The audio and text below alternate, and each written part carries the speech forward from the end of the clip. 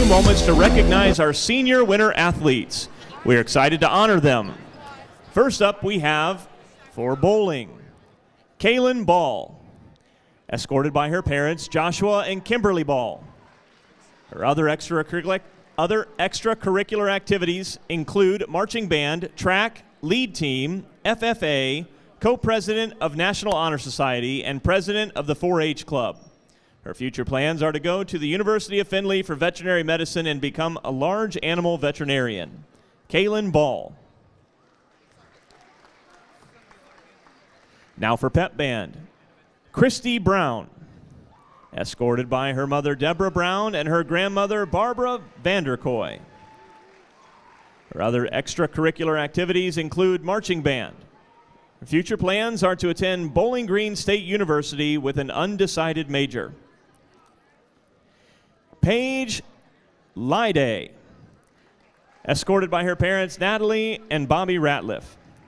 Her other extracurricular activities include marching band, pep band, concert band, and volunteer for the American Red Cross. Future plans are to attend Kent State University for American Sign Language, interpretation, and translation. She wants to work with young, deaf, and impaired learning children.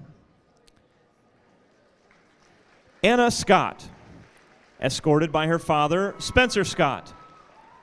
Her other extracurricular activities include night sounds, concert band and choir, jazz band, and the school musical. Future plans are to attend Ohio Northern University for mechanical engineering with an aerospace concentration. Cheerleading, Jordan Caudill, escorted by her parents Jessica and Steve Caudill. Her future plans are to attend college and become an orthodontist. Briston Yater, escorted by her parents Shane and Laura Yater. Other extracurricular activities include marching band, football, cheerleading, and softball. Her future plans are to attend Marion Technical College for nursing. Now for our wrestling program. Nico Christo, escorted by his parents Katrina Christo and Jamie Christo. Other extracurricular activities include football. His future plans are to wrestle in college and earn a 4-year degree.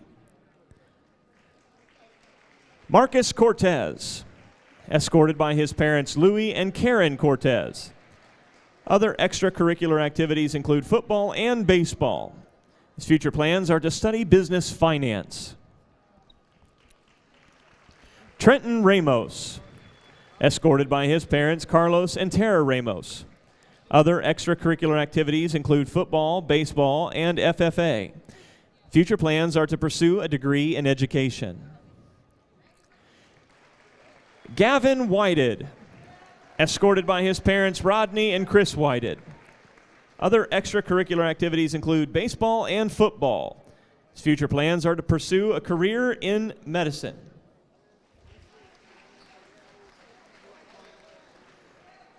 Girls basketball, Kayleen Brinkman, escorted by her uncle Josh Cass and her aunt Kenzie Cass. Other extracurricular activities include FFA and cross country. Future plans are to attend college to study paralegal. Paige Caudill, escorted by her parents Jessica and Steve Caudill. Other extracurricular activities include FFA. Future plans are to attend Findlay University to major in nursing with goals to become a pediatrician. Haley Dilley, escorted by her parents VJ and Dana Dilley. Other extracurricular activities include president of National Honor Society, lead team, secretary of her class, president of JOG, track, cross country, and cheer. Future plans are to attend Ohio Northern University to study pharmacy and continue her cheer career as a polar bear. Emma Marshall, escorted by her parents Ryan and Amy Marshall. Other extracurricular activities include FFA. Future plans are to attend Findlay University with a goal of becoming an ultrasound technician. Reagan Swihart, escorted by her parents David and Laura Swihart. Other extracurricular activities include National Honor Society, volleyball, and lead team. Future plans are to study to become a pediatric physician assistant. Lexi Wenger, escorted by her parents Jesse and Brittany Wenger. Other extracurricular activities include National Honor Society, Youth Safety Council, Lead Team, and she is also the president of her class. Future plans are to attend the University of Cincinnati to study communications.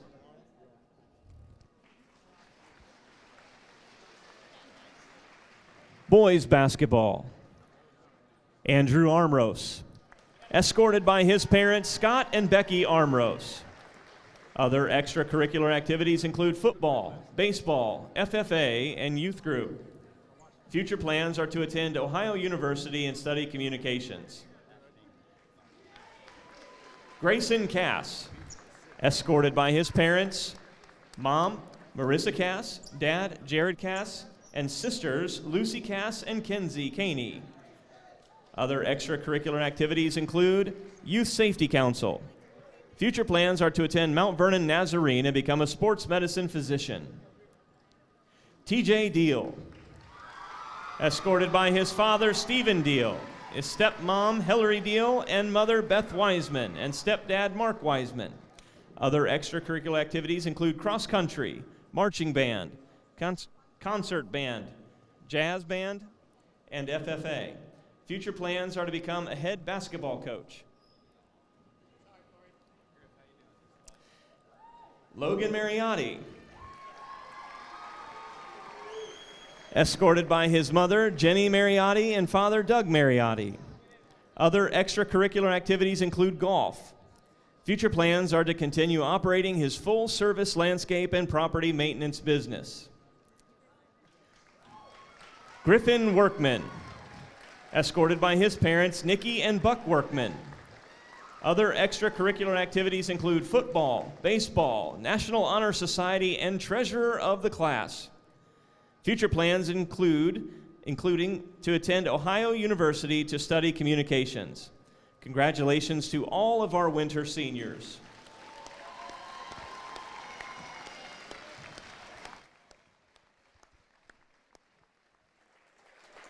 So there you have it, folks, the Northmor Golden Knights Senior Night. Senior night for the Golden Knights. We're going to take a short break and be back with pregame festivities as the Golden Knights take on rival Highland, coming up live and free right here on the OH Report.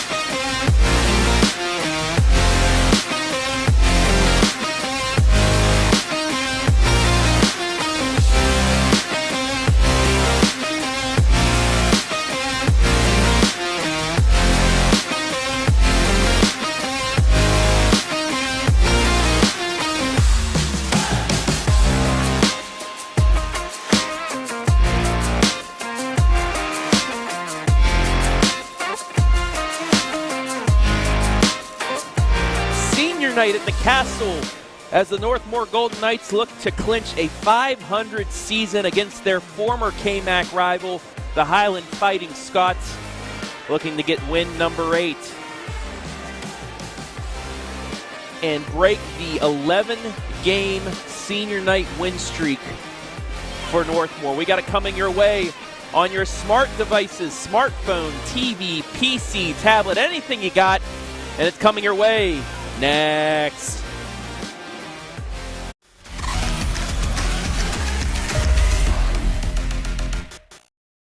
Here we go now. Here we go now.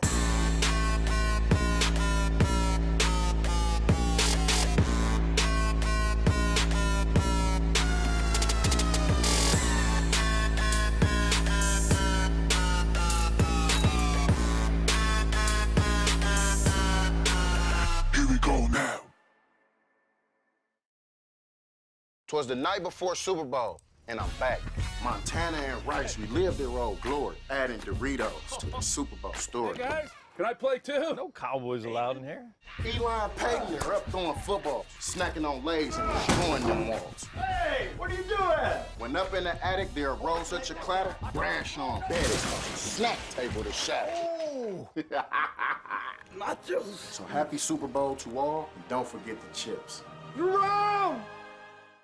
Lender, craftsman, dog dad.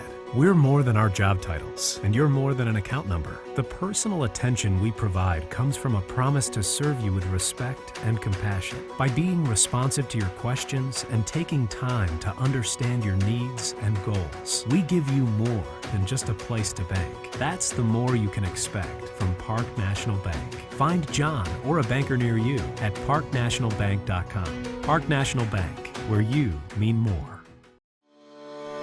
Ohio Health is the official sports medicine provider of Northmor High School. Available 24/7 to care for your athletes with same-day appointment options. We keep your athletes healthy and in the game. Ohio Health is proud to partner with Northmor High School to provide a healthier community. We are healthcare experts close to home, serving teams, parents, and all of Morrow County. Ohio Health. Believe in we.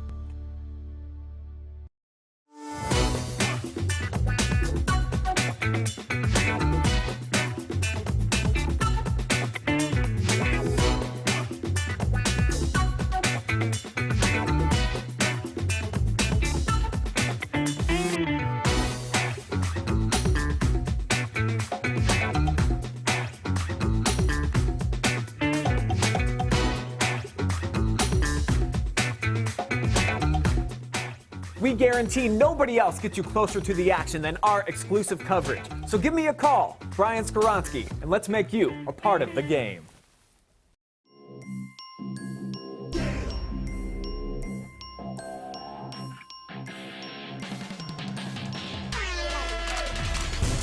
And where? What do you say? The exclamation point on the night for Maurice Ware.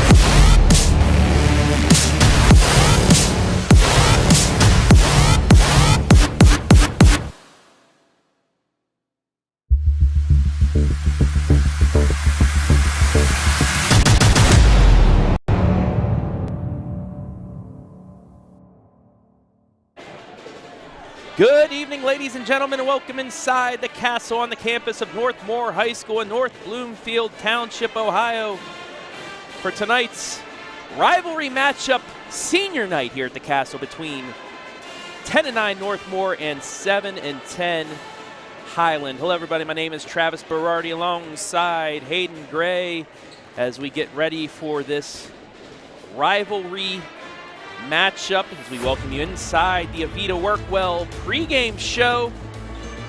Like I said, Northmor 1 win away from clinching at least a 500 season after 4 wins only last year. Highland just looking to try and get closer to 500 there at 7-10. Last time these two teams met was last year. Happened to be senior night.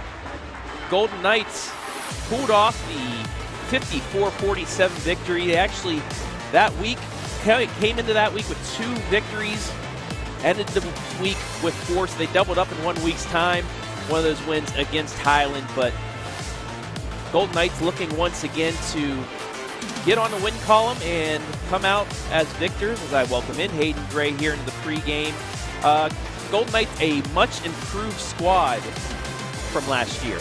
Yeah, they certainly are. Like you said, Trav, just 4 wins last season, and I think even almost at the halfway point this year, they had already surpassed that. Blade Tackett has a good program going. You can tell from the bottom down, from freshman to JV to varsity, that, you know, the tides in the program are really turning here, so that's always positive. You always love to see that, a guy that can change a program and continue to build upon what they have. And on the other side, you got Highland, a little bit of a down year for them, but it's always exciting when, you know, their first year out of the K-Max, still getting to play a familiar opponent in Northmor. And speaking of the Fighting Scots, let's take a look closer at them and their team spotlight.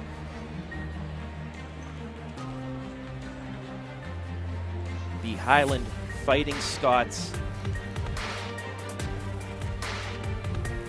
7-10, 4-7 in the MOAC, averaging 52 points per game. However, they give up 58.1. However, they're out-rebounding opponents, 30.1 to 19. So they get a lot of second chance opportunities, just still unable to, you know, cash in on those.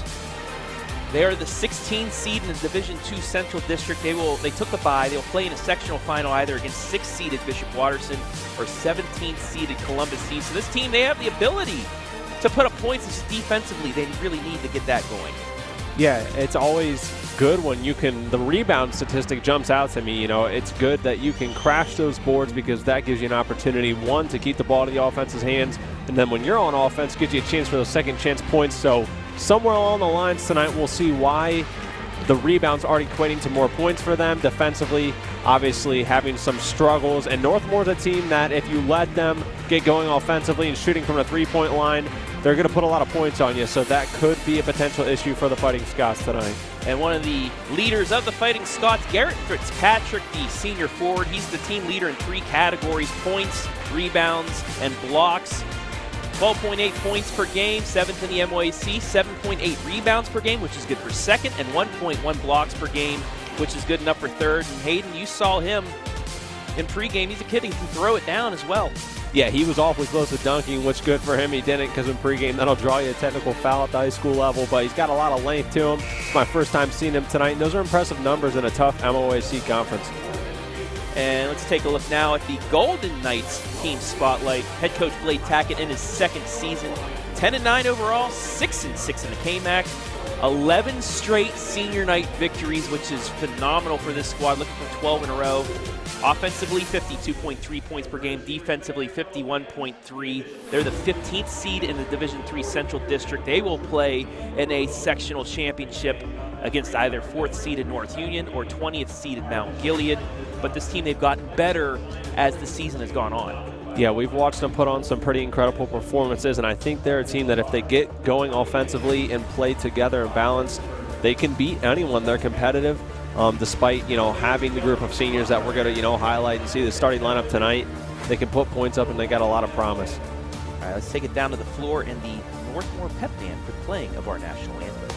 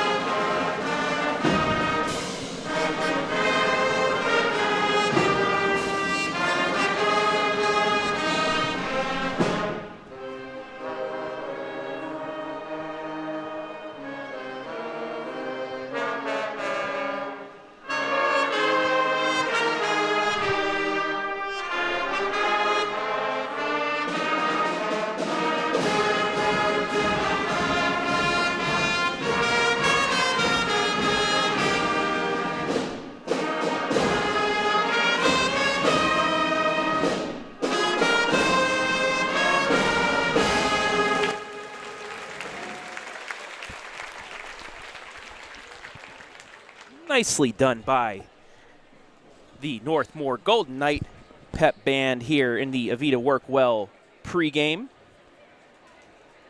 Let's take a look at our player spotlight for the Golden Knights, and it is senior Grayson Cass. He's undefeated in senior night games. All these seniors are undefeated in senior night games, 3-0. This season's stats, 11.6 points per game, second on the team, 8th in the KMAC, 47% field goal percentage, which is first on the team, 2.7 assists per game, which is 5th in the KMAC, and 1.1 steals per game. Yeah, Grayson Cass, you know, it's going to be dearly missed by this Golden Knight program. He's done a lot of great things. He's an all-offensive threat. I'm sure Blade Tackett's going to, you know, not like to lose him, but just another one of those seniors that's done some really good things and undefeated on senior night, like you said. Announcing the starting lineups. Highland, coached by Kristen Toombs. Gavin Hankins, a junior guard. Jordan Bellamy, a senior guard. Garrett Fitzpatrick, a senior forward. Dane Nauman, a guy we know from football. Yes, sir. The second leading rusher in the area, sophomore forward. And 32, Brock Church. And now let's take a look at the Golden Knights lineup. Seniors down the line.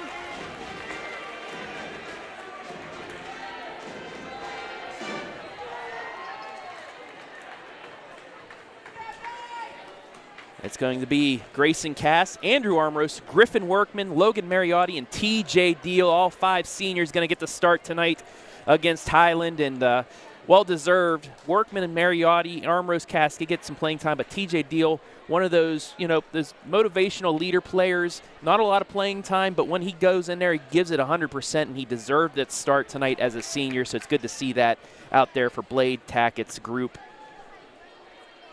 And that has been the Avita Workwell pregame show. We're about ready to go here from the Castle.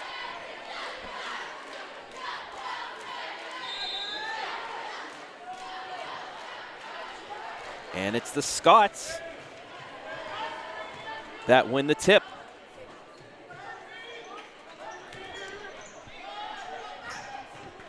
Inside to Fitzpatrick, misses the layup, rebound, bounces out. Right to Grayson Cass, and back come the Golden Knights.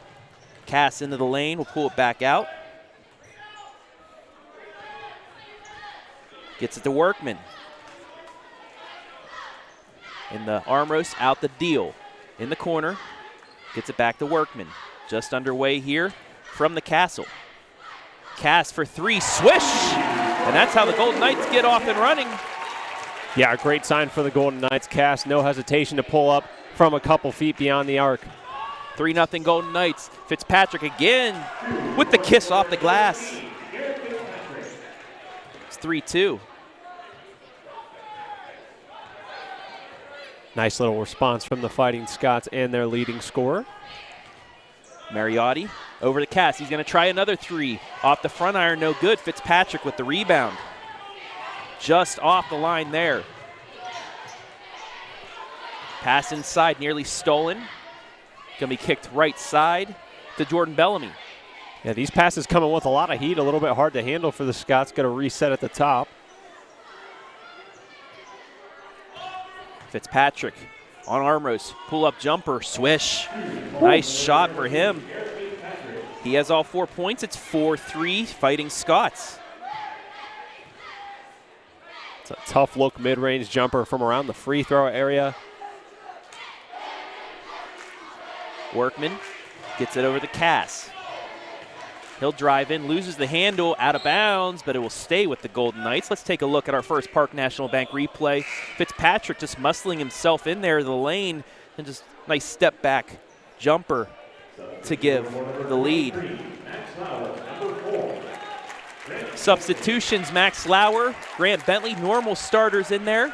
TJ Deal, Logan Mariotti will take a seat. Now Mariotti rolled his ankle in practice a couple days ago, so he may not be seeing a lot of time, but still, senior night, Coach Tackett wanted to get him out there at least for that. I believe they switched the call. Highland is going to go ahead and get the ball here. So after some discussion, Brock Church. Out to Gavin Hankins. Now to Fitzpatrick. He'll go into the lane again. Loses the handle for a second, gets it back out. Church, left side to Fitzpatrick. Northmor doing a nice job right now, not allowing them to drive, keeping things out more towards the perimeter. Bellamy will drive into the lane, but he's going to get fouled. And they'll inbound underneath. Foul's going to go against Cass, his first.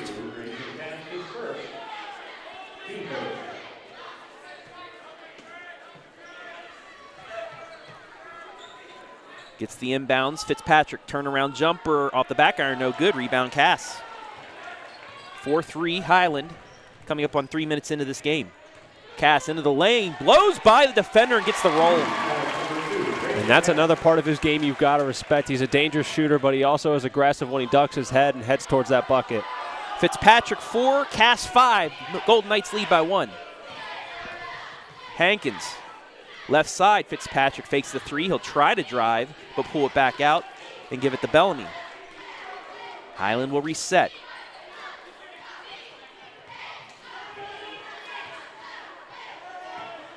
Hand off the Church. Highland, an early notice I have is they're a bit more patient offensively than certain teams. They're going to look around for that good look that they like. That shot too strong, and Armrose with the long rebound. Cass, right side to Bentley. He'll be knocked out of bounds. It'll stay with the Golden Knights. Ryder Minnick now checks in. Minnick, part of that regional runner-up team on the baseball side. That was a fun ride for the Highland Fighting Scots. Nauman with the tackle out of bounds.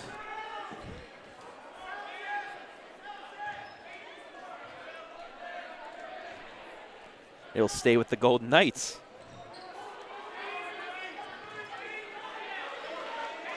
Yeah, it's always interesting to watch those multi-sport athletes go up against one another in another sport. Max Lauer and Nauman pretty familiar with each other on the turf. Nice pass inside to Armrose.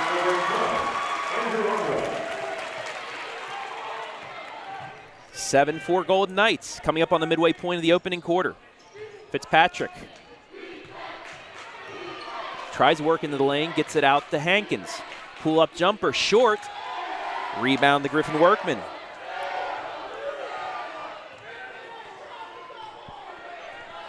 Cass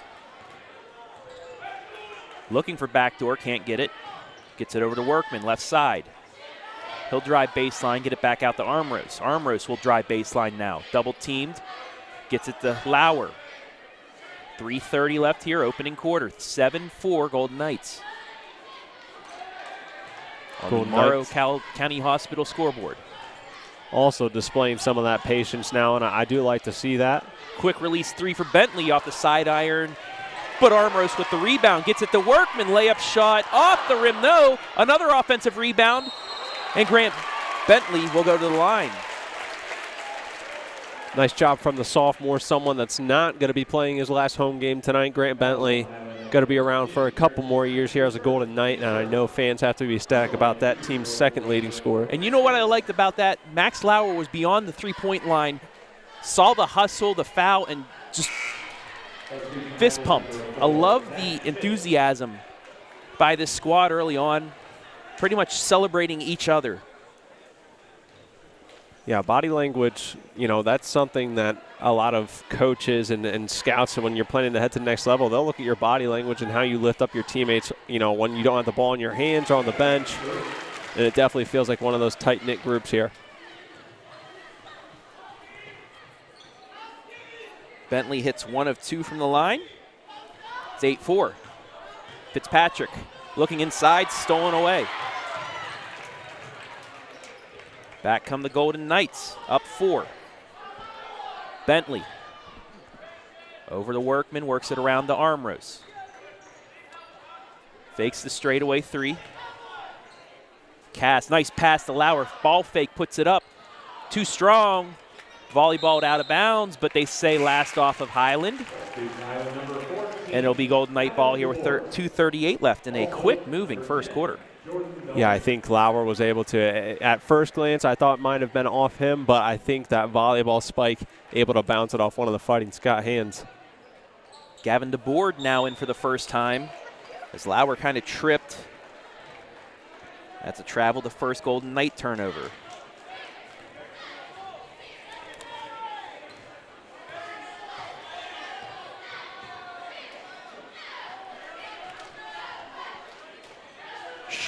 Zach Schmidt with it. On the elbow, picks up his dribble. Gets it to Ryder Minnick. Minnick crosses over. Jumper off the front iron, no good. And Max Lauer comes down with the rebound. And that's been a fun matchup so far between the two running backs. And Nauman and Lauer's. Bentley's push. That'll be a foul, the second against Highland.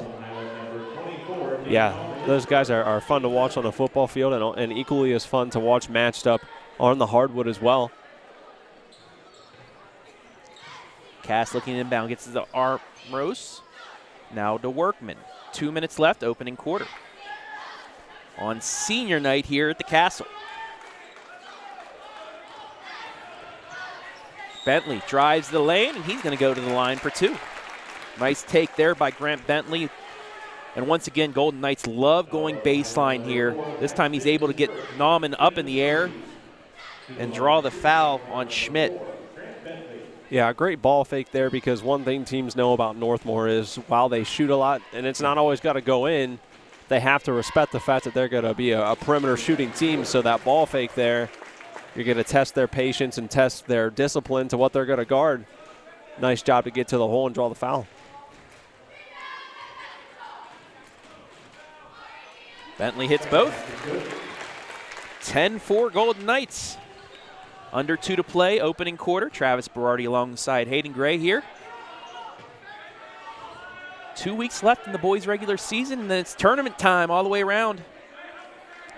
Just a reminder, we'll have girls' tournament action highlights for you starting next week.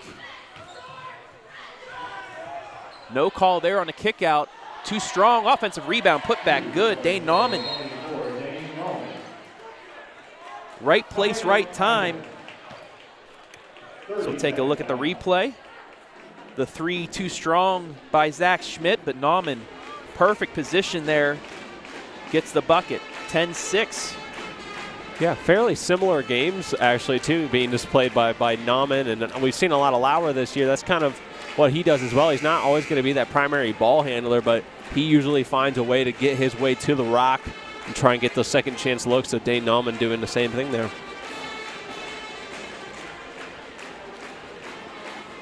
Just a reminder on our Facebook page and also our main YouTube, another game going on tonight. We have girls basketball action, Mohawk at Western Reserve. Brian Skoronsky on the call there at the Barnasium, one of my favorite names in North Central Ohio. Yeah, we've got some great names. We're at the Castle tonight. There's the Barnasium. Gotta love Ohio gyms. Although my favorite gym, though, is hopefully a place we'll see in the Division IV Regional for boys, the Canton Fieldhouse. That's right, one of my favorite gyms to go to. It's got that old school feel, kind of like Hoosiers. It's got the bowl atmosphere. That pass intercepted. Cass looking for a little bit too much there. 1 minute left, opening quarter, 10-6, but just the atmosphere and the feel of it, it's one of those cool old school feels.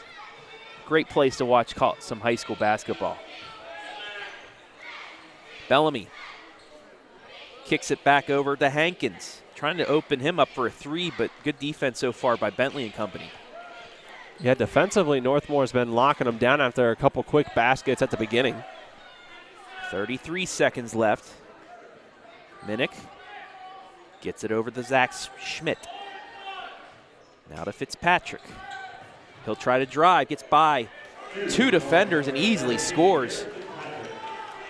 And just like that, it's 10-8. 15 seconds left. Northmor looks like they'll hold for the final shot. Bentley right side. He'll drive baseline.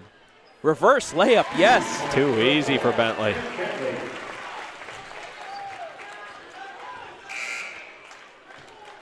And Highland won't even attempt a shot there. So that'll do it for the first quarter. Your score after one, Northmor 12, Highland 8. You're watching Boys High School Hoops live and free on the OH Report.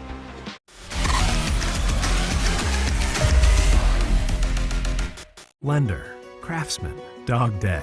We're more than our job titles, and you're more than an account number. The personal attention we provide comes from a promise to serve you with respect and compassion. By being responsive to your questions and taking time to understand your needs and goals, we give you more than just a place to bank. That's the more you can expect from Park National Bank. Find John or a banker near you at parknationalbank.com. Park National Bank, where you mean more.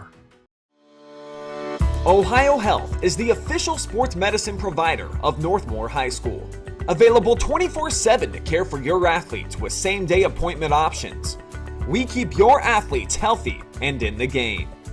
Ohio Health is proud to partner with Northmor High School to provide a healthier community. We are healthcare experts close to home, serving teams, parents, and all of Morrow County. Ohio Health. Believe in we.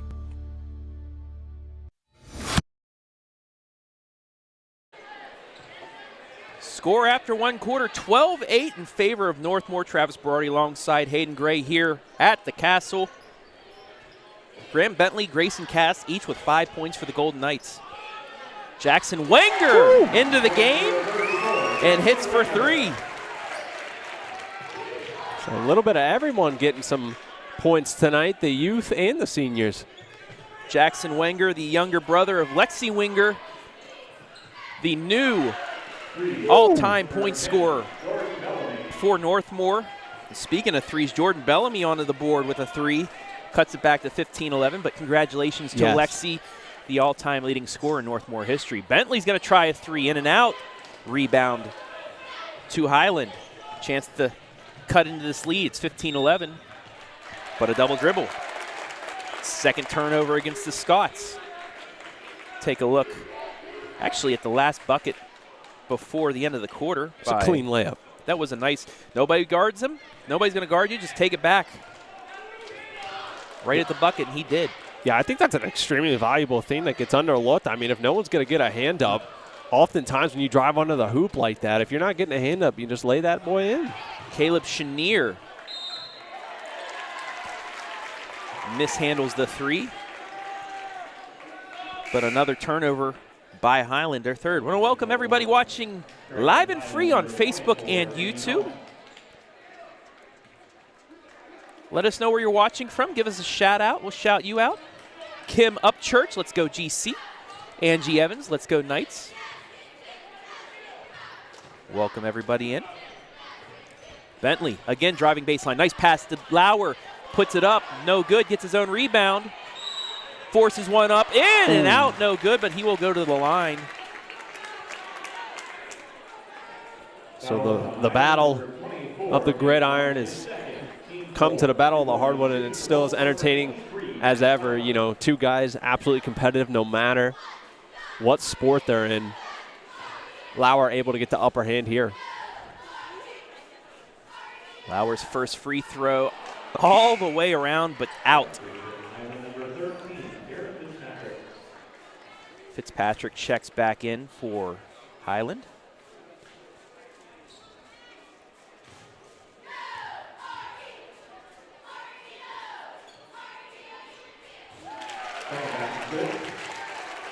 Lauer does hit the second. Only a 35% free throw shooter, but he goes 50% there. 16-11 Golden Knights. Church looking, gets it off to Minnick. A little bit of a weave. Pull-up jumper, short. Rebound to Chenier. No, it's stolen. And we'll get a foul. I believe that's going to go against Max Lauer. But Highland able to get the offensive rebound. First foul against Lauer, only the second against the team. It was on the rebound, not the putback, so Highland will have to inbound. Fitzpatrick takes it to the hole and scores. And, I mean, you hate to get predictable, but, Coach, I mean, if I'm looking up at the scoreboard, he's got 8 of their 13, and I don't think they've found an answer for him yet. So if I'm Highland in this second quarter, I'm going to continue with the same ideas. That's why he's one of the best scorers in the MOAC. Bentley, open three from the corner, in and out, rebound to Highland. Now they have a chance to tie the game with a three.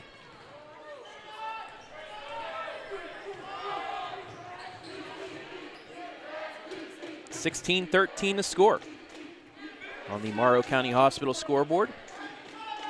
2.5 minutes gone by. Minix loses the handle over the Chenier. Chenier drives into the lane. Layup shot blocked by Fitzpatrick, but Lauer had the rebound but stepped on the line. There's one of those blocks. If you take a look at the replay.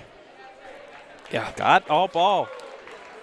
Big block from Fitzpatrick. He's doing it all right now for the Fighting Scots, and I know it's kind of difficult to get the ball down into his hands every possession because they have him down in the paint, but I mean, during warm-ups, he seems pretty agile and like he can handle the ball, so I'd consider even maybe letting him get a hold of it around the paint, or excuse me, the perimeter. Hankins, right side, the Church. He puts up the 3 air balls out of bounds. It'll go to the Golden Knights with 4:57 left here in quarter number 2. Yeah, shots like that are just not getting it done right now. If they're only within 3 points, so I don't, you know, it's very, very early. No need to hurl up rushed shots. I would say early into the shot clock, but that doesn't exist. So right side, Wenger's going to try another 3. Yes! In our last couple live streams here at Northmor, we talked about the future of the Golden Knights, and that's one of the main pieces right there. Jackson Wenger, his second 3 of the night. It's a 6-point game. Minnick's going to try a 3 in and out. Rebound to Wenger. Yeah, like you said, I think, you know, they're kind of almost, you know, known for three-point shooting right now, but you got Wenger and you got Grant Bentley, just 2 of the guys that is going to be returning for this Bright squad next year, combined with nice Lauer. Backdoor cut. Bucket. 8 points for Wenger on the beautiful backdoor pass by Cass. 21-13. Lauer gets the steal. Nice job controlling the footwork there, avoiding the travel. Gets it back out to Cass. Fakes the deep 3. Woo. Gets it over to Hunter Falk, seeing his first minutes of the game. He'll cross over going in the lane. Gets it back to Lauer, who tripped, and that's going to be a travel. But let's take a look one more time at that beautiful backdoor cut. Just spin, and it's beautifully executed by the freshman. I mean, there's not too many better offensive plays once you get down to your side of the court. I don't think, you know, not in transition, but once you get set up, that backdoor play is just beautiful. 3:40 left here, opening half. 8-point lead for the Golden Knights. And Highland loses it. Wenger to the lane, rejected out of bounds. My goodness. No, they're going to call the foul. Take a look at it. Yeah. Wow. There was some force on that one. I mean, that's one of those infamous chase down LeBron-esque blocks, and the force on that was tremendous. We'll take another look at it on the after the bucket. Good. He might have gotten a hand. I don't know. Nonetheless.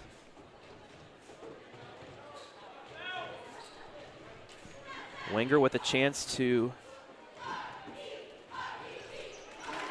extend, and he does. It's a 10-point lead.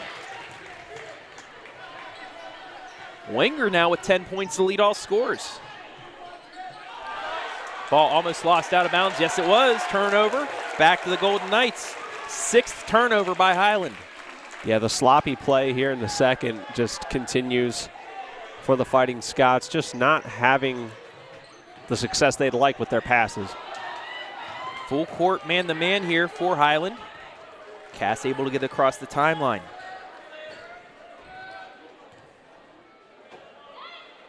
Over to Bentley. Cross court to Wenger. He'll drive baseline, gets it to Lauer, back out. Bentley, 4-3. Off the front iron, no good. Rebound to Highland.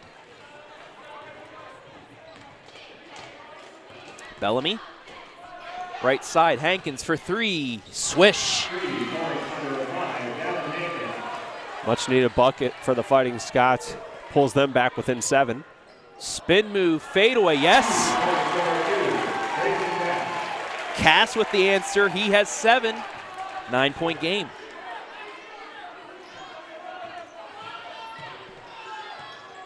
Hankins gets it over to Schmidt. Schmidt looking. Gets it to the board. He goes baseline. Inside, lost it out of bounds. Turnover, Highland. 7th turnover. Take a look at that Cass spin move. Straight up jumper. Hankins didn't like the call, but I don't think he was set anyway. So the referee let that go. 9-point Golden Knight lead as we come up on 2 minutes left here in the second quarter. Cass, top of the key to Lauer. Tried to get it inside to Bentley. Saved right back to him. He'll force one up, no good. Gets his own rebound, pushes another one up. Can't get it. Back come the Scots. Schmidt, back out to Minnick. Now to DeBoer, takes it in, no call. Offensive rebound. And Hankins scores. A lot going on that play, Hayden. Yeah, hectic transition. You know, you can tell the officiating crew letting physical play, you know, letting them take it up a little bit of a notch here in the second quarter, not calling as much.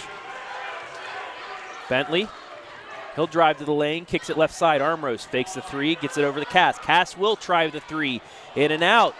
Almost an offensive rebound, but out comes Highland. And we'll get a foul against the Golden Knights. That's going to go against Cass. That'll be his 2nd. So Chenier and Wenger will come back in for Lauer and Cass. For the final minute 6, you got to think Cass will be out just so he doesn't pick up that 3rd foul.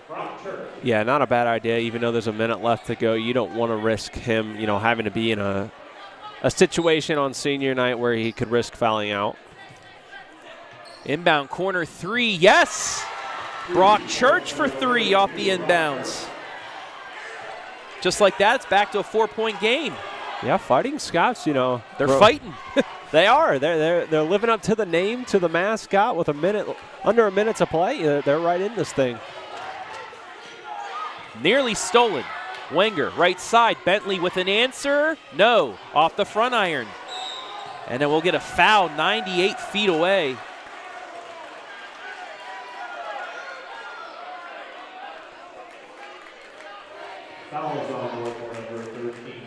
That's going to go against Workman, his first, only the team's 4th, so really nobody going to be shooting free throws here unless it's a 2-shot or 3-shot foul.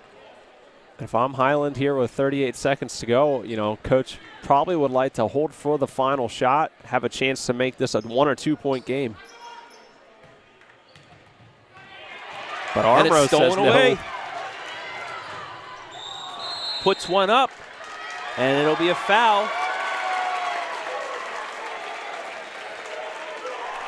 A lot going on. Yes.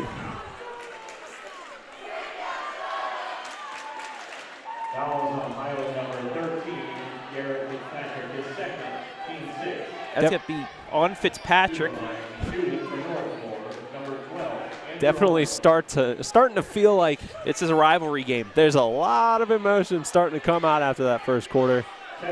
Yeah, it's no secret that these two schools know each other, but Hankins going to be called with a technical as well behind the play.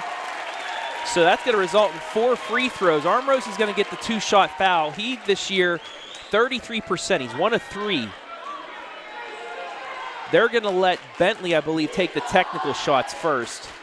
Bentley is 69% free throw shooter, the best free throw shooter on the squad. So Northmor, a good chance here. They hit their free throws. They're going to be up 8. Yeah, man, that's one of those, you know, it's tough in a rivalry game. I can't say that, you know, your emotions get the better of you sometimes. That definitely hurts when you have a chance to cut it down at the end of the half or before half, but got to pay the price sometimes. Bentley short on the first. Gets the second.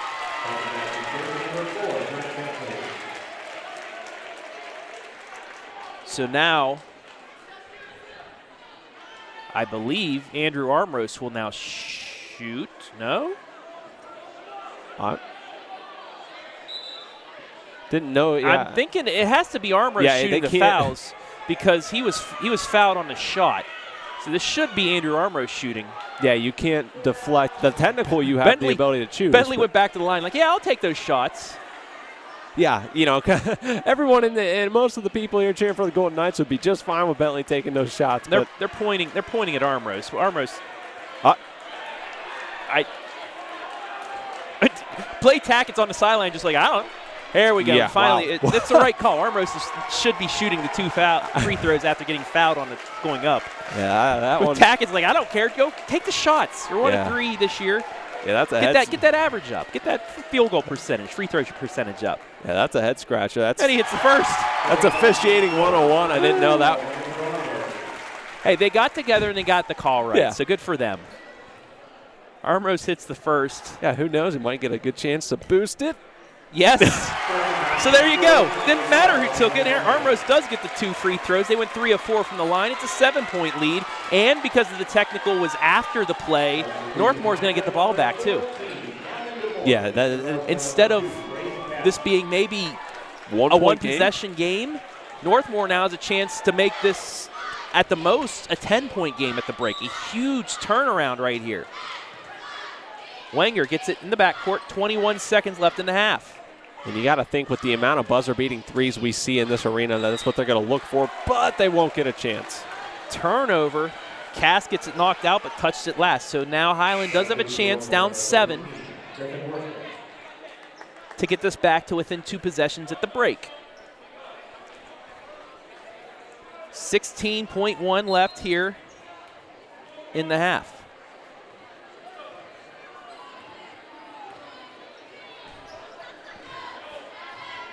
Bellamy gets it back, fakes the 3, 3 seconds. Bellamy jumper, yes, right before the buzzer. And that's how the half will end. Take a look at that replay. Gets the bucket.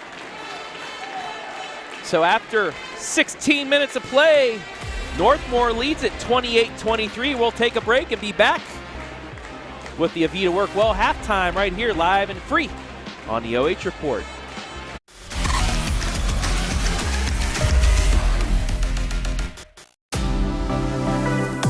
Hi, I'm OH Report founder Brian Skoronsky, and you've just enjoyed first half action live and free exclusively right here on the OH Report. But stick around, still plenty more to come right here as our boys high school basketball returns after this.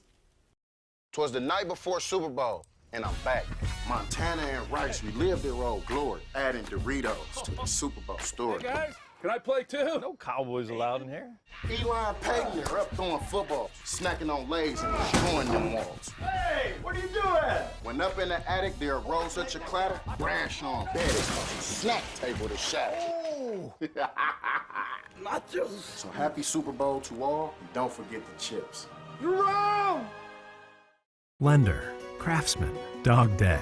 We're more than our job titles, and you're more than an account number. The personal attention we provide comes from a promise to serve you with respect and compassion. By being responsive to your questions and taking time to understand your needs and goals, we give you more than just a place to bank. That's the more you can expect from Park National Bank. Find John or a banker near you at parknationalbank.com. Park National Bank, where you mean more.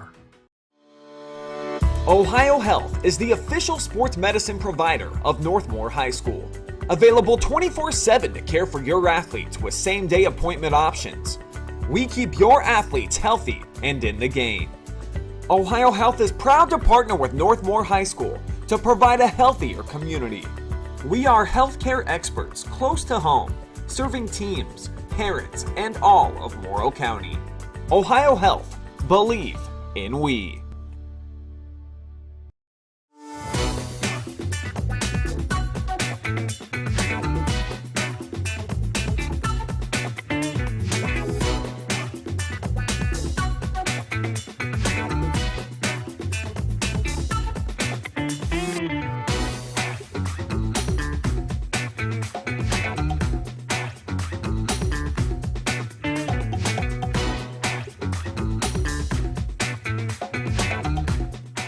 We guarantee nobody else gets you closer to the action than our exclusive coverage. So give me a call, Brian Skoronsky, and let's make you a part of the game.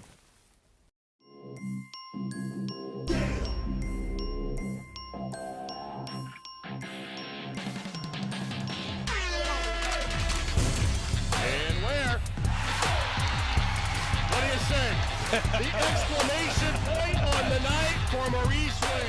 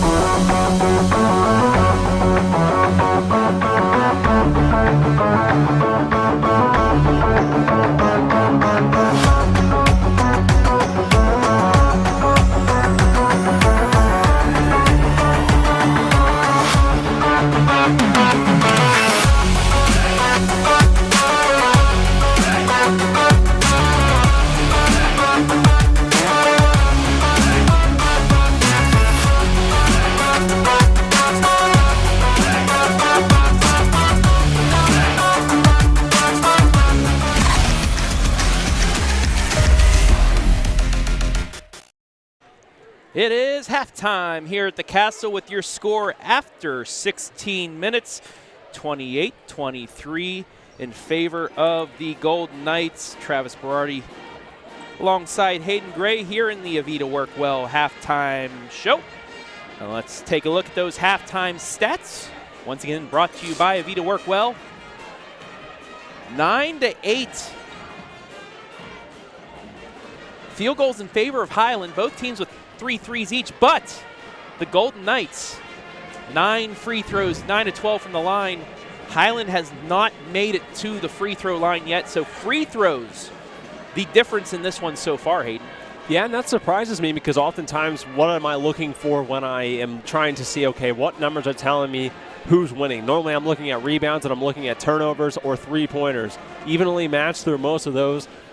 Although it's felt like Highland's had like double the amount. They've only had 3 more turnovers than the Golden Knights. And so that 9 of 12 definitely screams at you and says, you know, for Highland, how can we look to attack and maybe get an opportunity at the line? 7 fouls for Highland, 4 for the Golden Knights, but nobody really in foul trouble. And that stat with the free throws, 9 of 12 for the Golden Knights. They are a 54% free throw shooting team, so 9 of 12 is pretty darn good.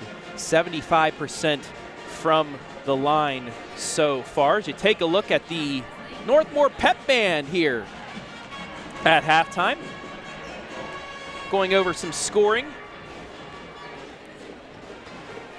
First for Highland, Garrett Fitzpatrick leads the Fighting Scots with 8 points. Gavin Hankins with 5, Brock Church and Jordan Bellamy with 3 each, and Dane Nauman with 2. As for the Golden Knights, game high so far, 10 points for freshman Jackson Wenger off the bench. 7 points for Grayson Cass. 6 points for Grant Bentley, 4 of them coming from the charity stripe. 4 points for Andrew Armros, and 1 point from Max Lauer. Score by quarter, 12-8 Golden Knights after 1. 16-15 Northmor after 2 to make it a 28-23 score. For Highland, what would you like to see in the second half for them, Hayden? I mean, I really would just like to see Fitzpatrick handle the ball a little bit more. I mean, it's not like he dropped 20, 25 first half points, but he's one of the top leading scorers in the MOAC for a reason. He has 8 of their 23 tonight, so a little over a third of their points, and I just feel like his usage has not been utilized as much as it was early in the game, so I'd like to see him get the ball in his hands a little bit more, get an opportunity to score. I think they've got a lot of competitive, fiery guys around him that have put up some good looks that they haven't gotten to fall, but he's been consistent tonight, and I would like to see him handle the ball a little bit more. Take a look at some of our comments. Abby Marie, our greatest fan, also fiance of Hayden Gray, OH Report, love it. Glad. Love you too, Abby. Yeah. Leslie Long, let's go Gavin, number 5. And then on the YouTube side, Landon Griffith, go Knights. Doug Collins, go Scots. Morgan Mead, let's go Northmor. This has been the Avita Workwell halftime show. Let's get back to action. Highland with possession to start. Almost stolen away, but they will maintain possession, and we are underway here in quarter number 3.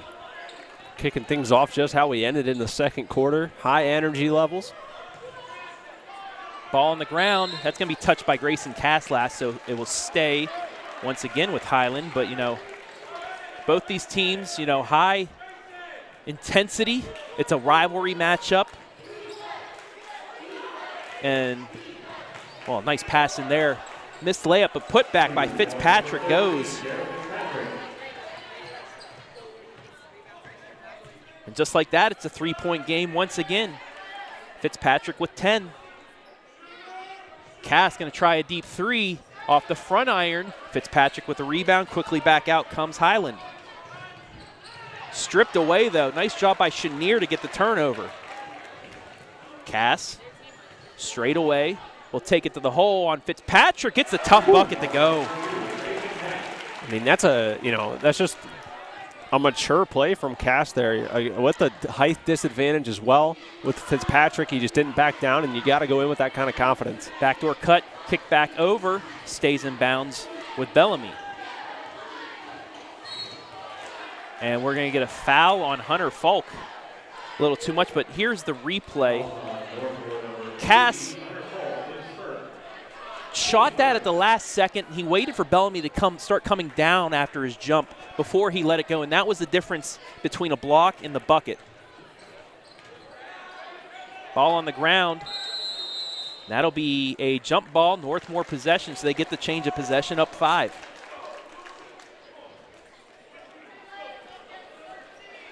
And you can definitely tell, especially so early coming out of the half. I mean, I know halftime's just 10 minutes, but both teams look like they didn't really take much of a break coming out with that same intensity.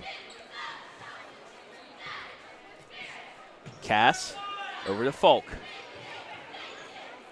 Back to Cass. Fakes the 3, gets to the corner to Bentley.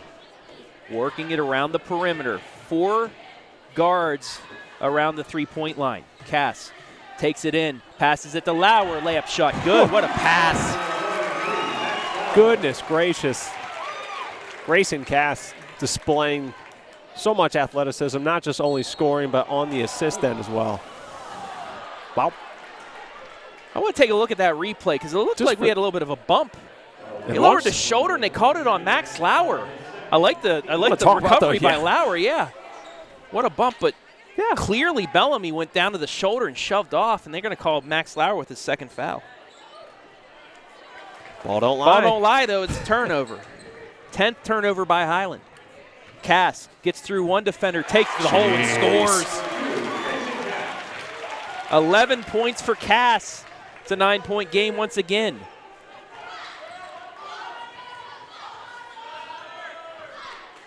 Minnick crosses over, fade away from the elbow, swish. What a shot by Ryder Minnick. His first points of the night, 34-27. So other than a few fighting Scott turnovers, both offenses coming out swinging here in the third quarter. Bentley from the corner, yes. Bentley's first three, second field goal of the night, he has 9. 10-point Golden Knight lead, ties their largest lead of the night. Straight away, Bellamy fakes it, takes it to the hole, and that's going to be a foul on Chenier. Highland finally going to fight their way to the line for their first free throws of the evening. Actually, they're going to call that on Bentley, so his first. Bellamy will go to the line for 2.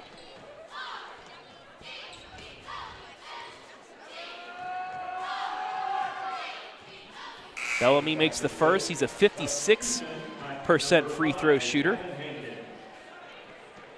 Sometimes, you know, those free throw percentages are so tricky in high school because watching that come off his hands, I mean, it looks like he has, you know, a great form on those. I just think sometimes free throws are one of those fundamentals that it just takes time and repetition to finally get to where you're extremely comfortable and knocking 9 out of 10. Free throws aren't easy.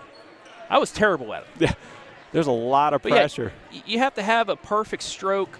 You have to practice a lot to get good at it. That's going to be a foul on the ground against Brock Church on Chenier, who is trying to drive it to the hole. Will stay with Northmor underneath the bucket. Looks like Wanger's going to check back into the game. Falk will take a seat. 8-point Golden Knight lead here. Just under 5 minutes left, quarter number 3. Cass, double teamed, works through, but they're going to call a travel just before Blade Tackett made his way down to get the timeout. So turnover number 6 on the Golden Knights. Yeah, difficult waters to navigate down one on that baseline. Looked like they were looking for maybe one of those quick three-point plays where you can get out to the corner or drive, and just Highland read that one. Minnick crossover, gets it over to Bellamy. Bellamy will try to go baseline, jumper, in and out. Offensive rebound, put back, good. Good second chance points opportunity there. Brock Church gets it to fall.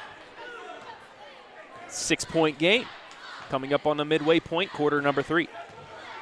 Cass looking back door. Bentley stopped, so it turns into a turnover. Tried to get the save, just not enough time or space. Looking for that back door that they've connected on a couple times this evening. They were trying to go for that back door that worked earlier in the game. A bit of miscommunication and a turnover. Hankins. Baseline to Church. He gets another. 4 quick points for Church. 7 on the night. It's a 4-point game as Nauman goes into the front row.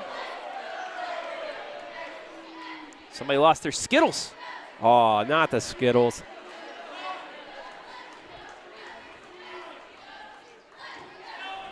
I think Nauman just knocked the Skittles out of one of the cheerleaders down there. That is a lot of force coming at you. Ball inbounded to Bentley. And that's going to be a foul against Nauman. That'll be his 3rd. That's one of those that neither here nor there. I think on certain nights it's going to be a foul every time, but as competitive as they've let them play this evening, that's one of those that sometimes I would kind of just like to let them go at it. Ball inbounded to Bentley. Back out to Chenier, now to Wenger, just inside the three-point line. Man, he's having a night tonight. 12 points for Jackson Wenger. 6-point Golden Knight lead, 3:30 left in the third. Hankins, straight away to Minnick. Now right side to Bellamy. Looked inside, turns it over. Back come the Golden Knights. 11th turnover for Highland. Chenier, left side, Wenger. Straight away to Cass. Loses the handle.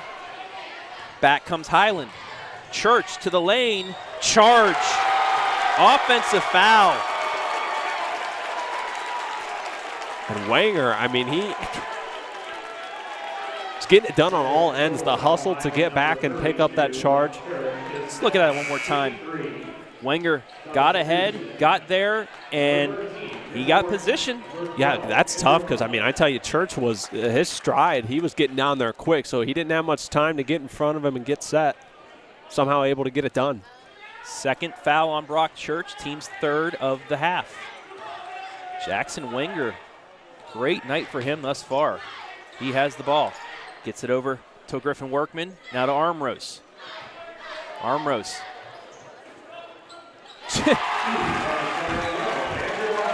Hey, it kind of just threw that up there. It don't got to look pretty as long as it goes in.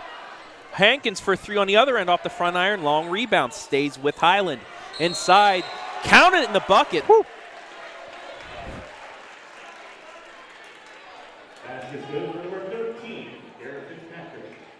Fitzpatrick with his 12th point.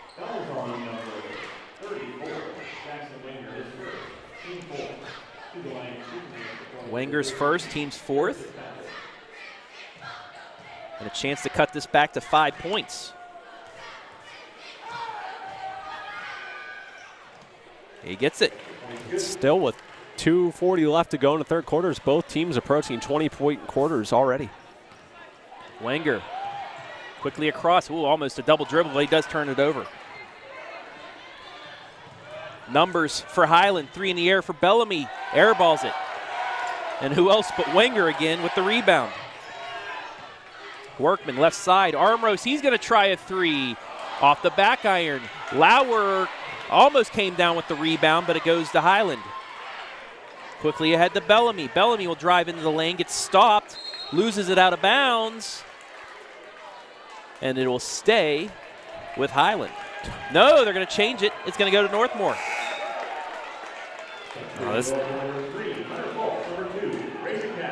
The series and the sequences in this game have been nothing but chaos at some points this evening, but I'm all for it. I mean, the energy is an atmosphere in here is through the roof.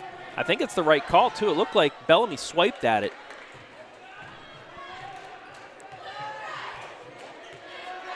So the 16th, or the 12th turnover by Highland. Lauer. Spin move, double teamed, forces one up, no good. Rebound to Highland. 1:45 left in the third, 5-point Golden Knight lead. Bellamy fakes the three, goes inside, he's going to get fouled. That's going to go against Armrose. His first. That's the Golden Knights' 5th.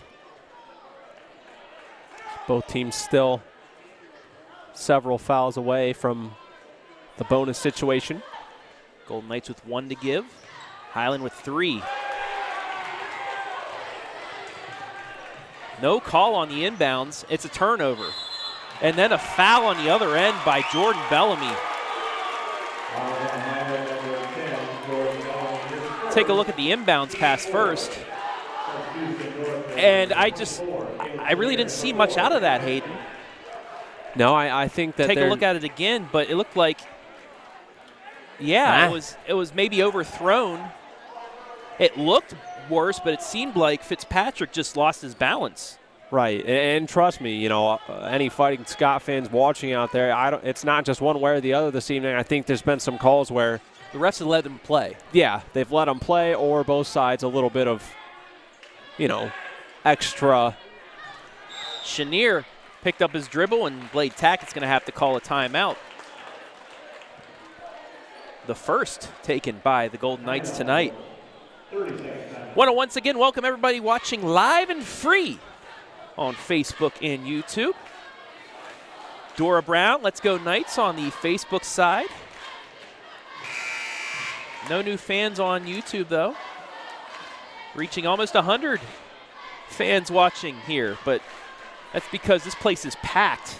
Yeah. Usually there's not a lot of people sitting up here with us in the upper deck of Northmor, but it's pretty full here tonight. A lot of fans came out here for senior night looking for the Golden Knights. If they can get their 12th straight victory on senior night. Yeah, great crowd here tonight, and even on the imposing side, a lot of Highland Scott fans making the quick trip up north. Golden Knights. Alliteration.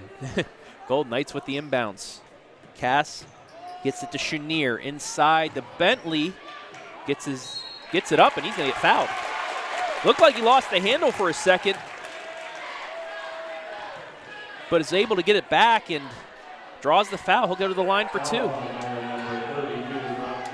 That's going to be Church's third, so now two Fighting Scots with 3 fouls.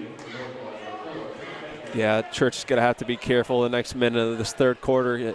7 points. This play has been very helpful in keeping the Scots in it here in this third quarter, not letting that lead stray too far away. Bentley now 5 of 7 from the line. Make that 6 of 8. So Bentley launches it back up to a 7-point lead. Haven't been able to crack back to a double-digit lead since a few moments ago in the third. 3 Golden Knights now in with double figures. On the other end, Bellamy will go to the line for 2. They're going to get Jackson Wenger with his second.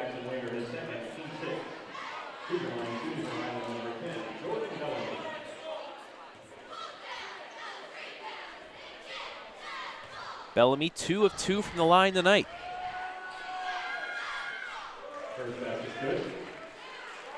And that's something maybe the Fighting Scots would like to continue to do. 6th foul on the Golden Knights, and so far he's been 3 of 3 from the line tonight.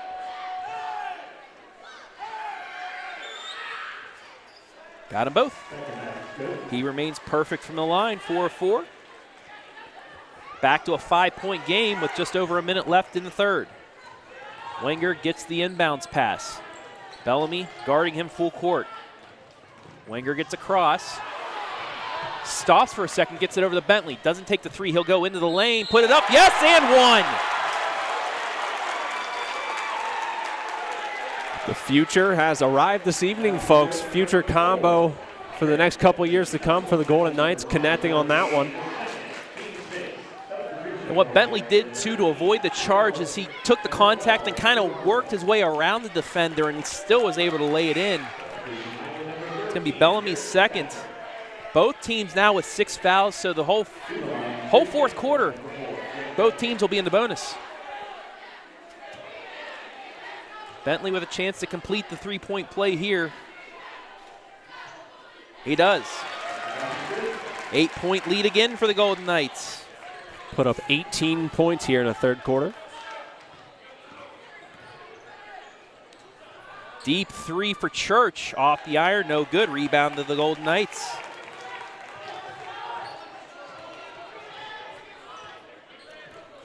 Workman will work it just across the timeline. So again, the Golden Knights will be happy with taking the final shot here. Bentley, top of the key, left side. Chenier fakes the 3, gets it back out to Hunter Falk. 10 seconds left, now to Bentley. 8 seconds, gets it to Chenier. 5 seconds, Bentley. He'll try driving, pull-up jumper, short. Rebound worked around, and that's how the quarter will end.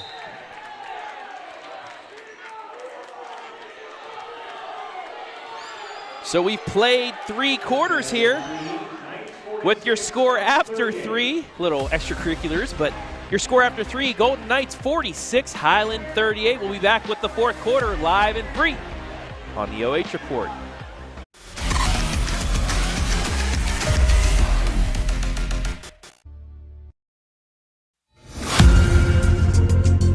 Here we go now.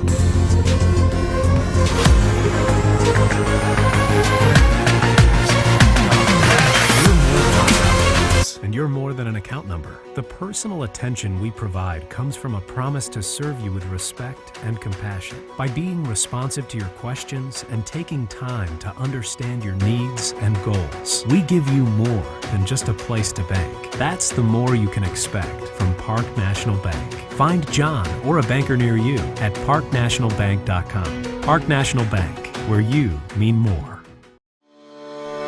Ohio Health is the official sports medicine provider of Northmor High School.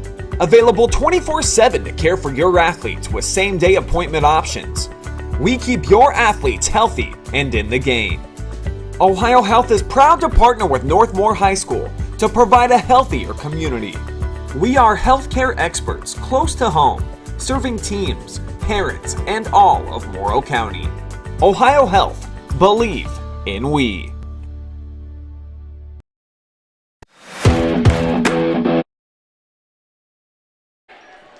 Fourth quarter underway, and it started with a turnover by the Fighting Scots. So Golden Knights will have an inbounds underneath the Highland basket. And Max Lauer makes them pay. I love the energy you see off Max Lauer every time he makes a play, whether it's a rebound, a steal, a bucket. Minnick, top of the key.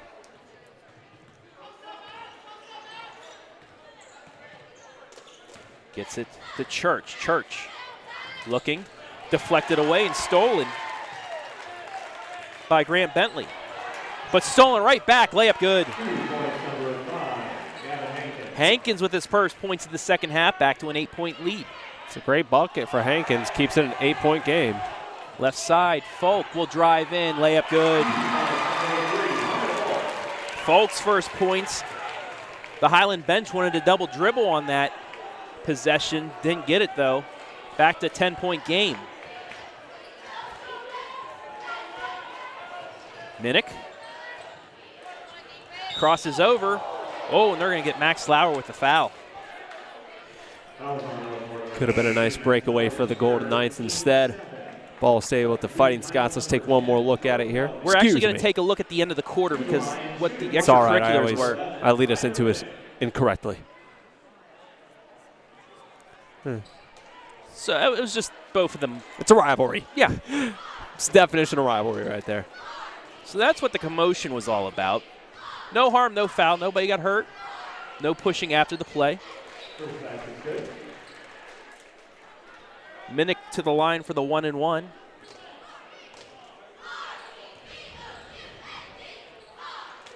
That was Max Lauer's third foul. 50-42 Golden Knights. 6:48 left in regulation. Folk, left side to Chenier. Now to Cass.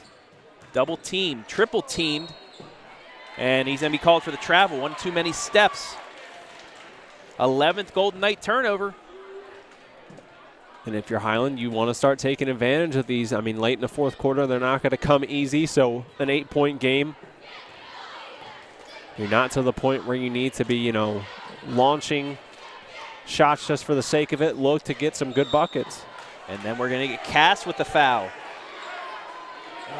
And like you said at the end of the third, Trav, both teams going to be in the bonus the whole way here. Brock Church will go to the line after a Blade Tackett full timeout.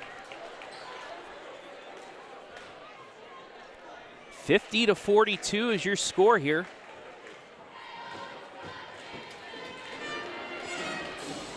As Highland will have a 1-and-1 out of this timeout.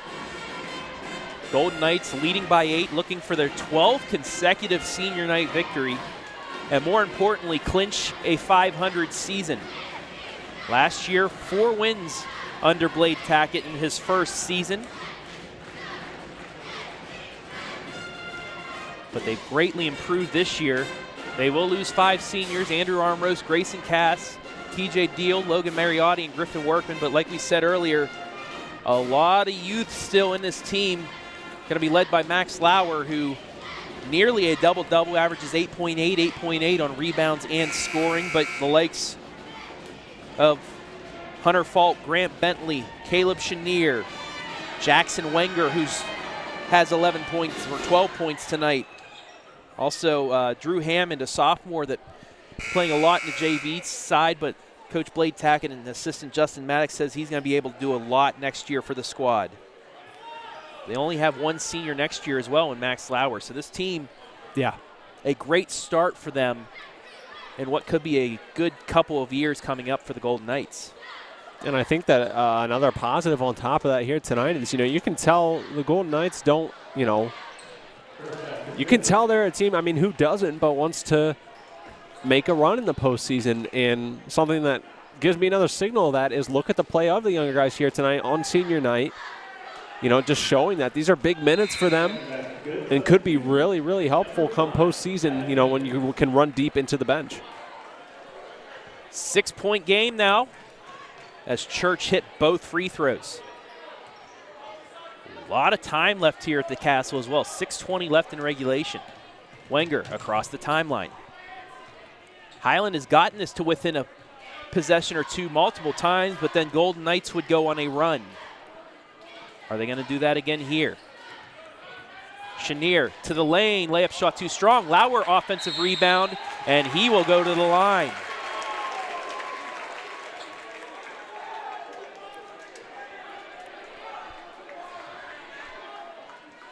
Now, Max not known for free throws being his strong suit, but did knock down a couple earlier.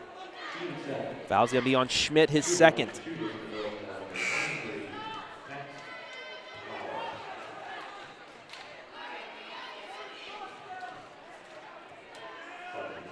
I think they're going to get that on the rebound instead of the putback, so this is only a 1-and-1. That's why the substitutions were allowed to come in before the first shot. Lauer's first. Good. 2 of 3 from the line tonight. 6 points.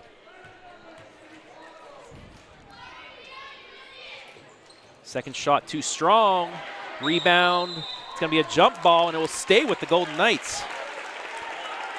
Now, Travis, you may have to help me out because I'm trying to recall the opponent last time, but as I take a look at the scores, you got 3 Golden Knights in double figures. Mount Gilead. The Mount Gilead I was going to mention yes. that. They had 5 in double figures.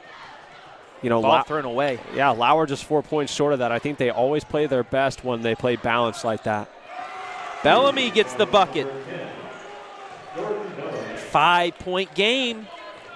Just under 6 ago. Wenger, left side, Chenier. He's going to try a 3. Yes!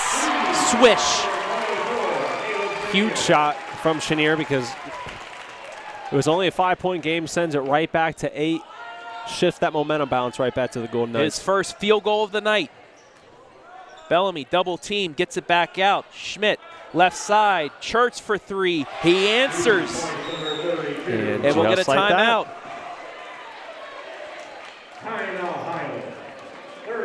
9 points for Church in the second half. So we take a look first at the Chenier 3.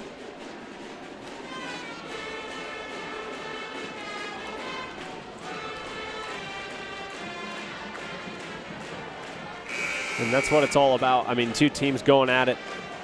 And now the Church 3 here. Extra pass, better look, results in points.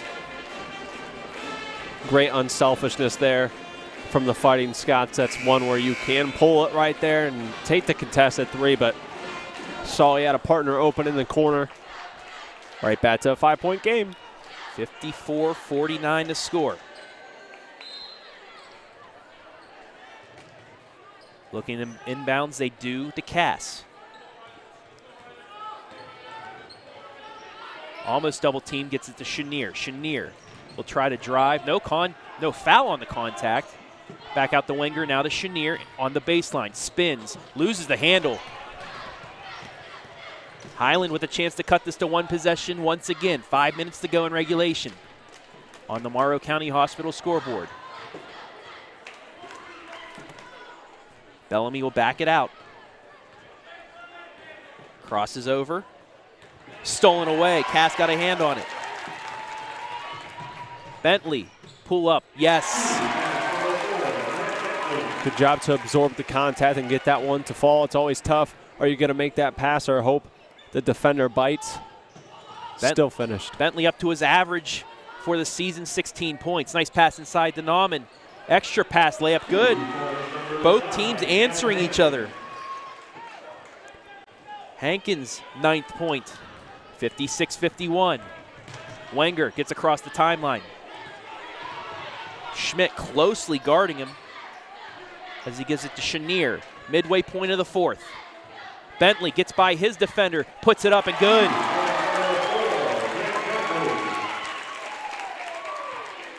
"12 points in the second half for Grant Bentley.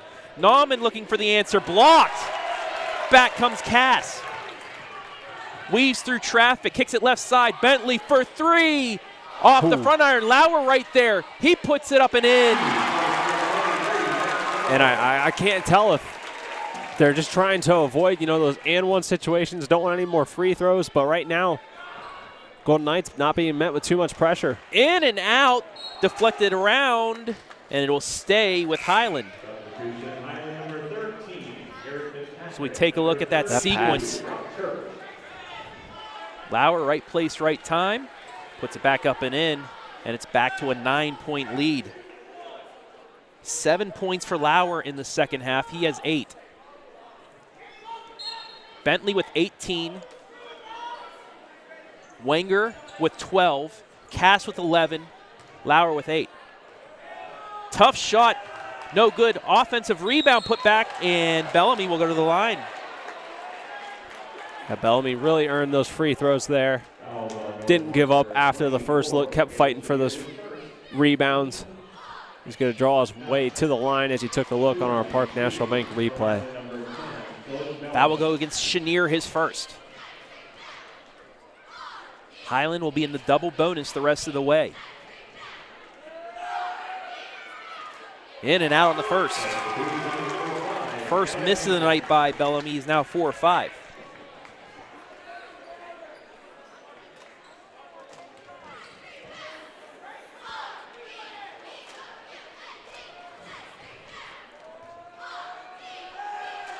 Bellamy's second. Off the front iron and in.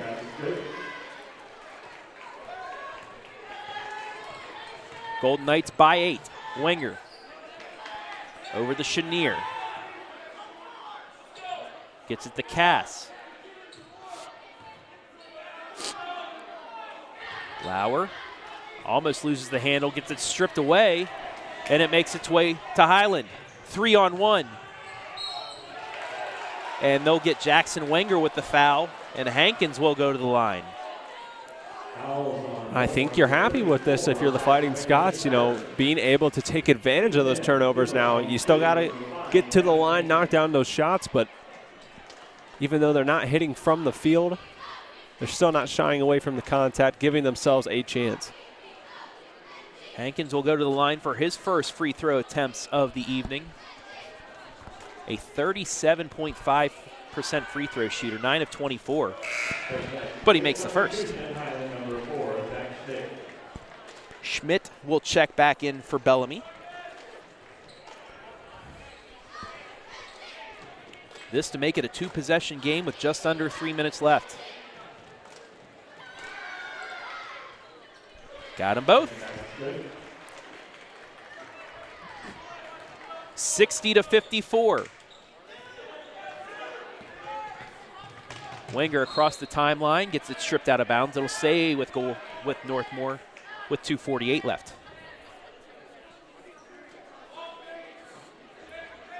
Golden Knights would love to have one of those threes they've been hitting tonight. Inbounds to Lauer inside, forces one up, and he will go to the line. Let's take a look at the Park National Bank replay. Just muscled his way in there and draws the foul. So it looks like we're going to enter the battle of the free throws here in the fourth quarter. That's Schmidt's third. Bellamy and Church waiting at the scores table. They'll now enter the game. Lauer hits the first.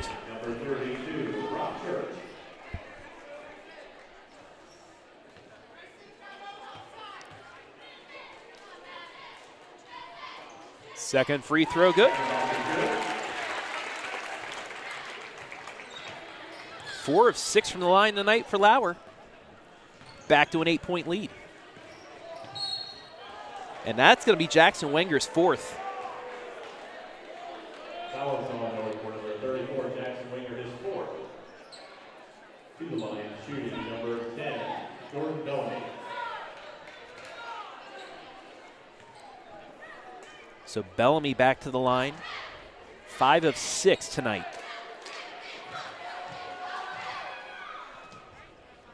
Gets the friendly bounce. Substitution number 5, Gavin Hayden. So 2.5 remaining is going to be the true test that they just haven't been able to overcome at any point tonight. Can Highland string together enough defensive stops to overcome the deficit? Second half is good. Substitution number 4, Zach Schmidt. 6-point game once again. Wenger forced down the sideline, and that's where he'll go. Crosses over the timeline, right side. Bentley into the lane, kicks it over to Chenier. Now to Cass, fakes the three. Spin move, layup shot off the back iron, no good. Rebound to Highland. Chance to cut this to one possession. Nice job by Minnick to pull up instead of go after Jackson Wenger. He scores to make it a 4-point lead and a timeout for the Scots.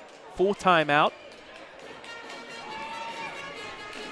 So we get down here in the crunch time. Game reset for you. Northmor with the 4-point lead, 62-58. Possession in favor of Highland right now. Golden Knights with 10 fouls, so Highland will be in the double bonus the rest of the way. The Scots with 8, so Northmor with one more 1-and-1 opportunity before going to the double bonus. Blake Tackett with 3 timeouts remaining, while Coach Toombs now down to 2. Balance on both sides as well. 11 points from Hankins, 12 by Bellamy, 13 for Fitzpatrick, 12 for Church. Then on the other side for Northmor, Cass with 11, 18 for Bentley, 10 for Lauer, 12 for Wenger. Golden Knights will inbounds, needing to go to the full length of the court. Highland coming out in their full court press. Doubling Wenger. Gets it to Bentley, however, stripped away, and it will go back to Northmor. Good hustle by Nauman. Once again, doubling Wenger. A lot of contact, and they are going to get the foul. I believe they're going to get Schmidt. That'll be his fourth. You know, they were going to let him go away with get away with a little bit of that contact, but he just continued with it. And it'll put Jackson Wenger on the line. Yeah, I have a feeling this next 2 minutes we're going to be making a lot of walks back and forth down the court. As we've mentioned, both teams in the double bonus the rest of the way. According to the statistics that Blake Tackett gave me, these are going to be the first varsity free throws that Wenger attempts this season. Doesn't look like he's doing that, though. Makes the first. Yeah, money on the first. 5-point lead with 2:09 left. In and out on the second.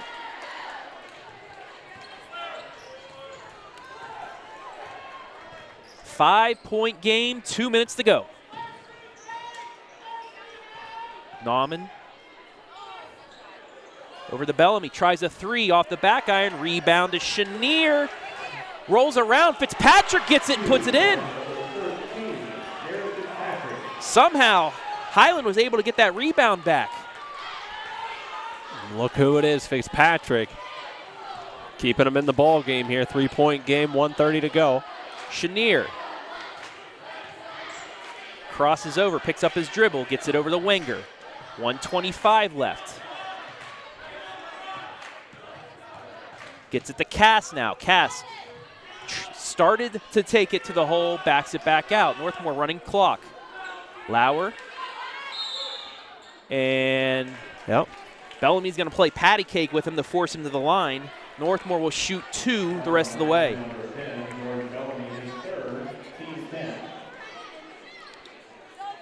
I mean, it makes logical, numerical sense on paper. 4 of 6 from the line tonight is Lauer. Make that 5 of 7. I mean, it's a tough call. I'm sitting there thinking, as Northmor is passing the ball around, it's tough. If you're Highland, you want to play aggressive because you want to get the ball back, knowing that if they wanted to, they could hold. But you also risk sending, on paper, the worst percentage free throw shooter to the line. Max knocks down a huge pair.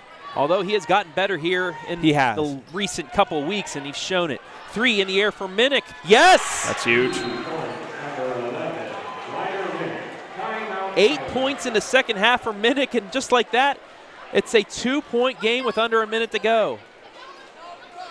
Makes those free throws from Max even more important. If he doesn't even make, if he misses both or even one, Highland would have a chance to take the lead. They still do, but it would have to be a 3. Another score from the KMAC, non-conference action. Columbus Academy defeats Fredericktown 54-47. Also in non-conference action, Galleon leading Bucyrus 55-53 with 6:15 to go in that one.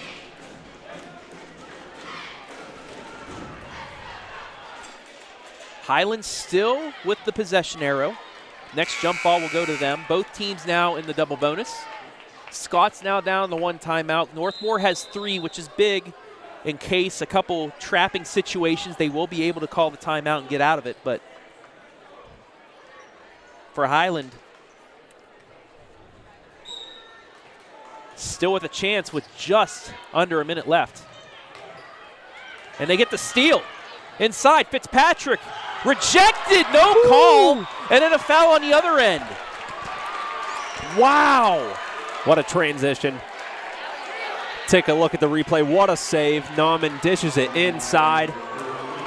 But a big block. I don't know if Chenier got ball or hand there. Nonetheless, I want to look at the replay one more time. They get the steal.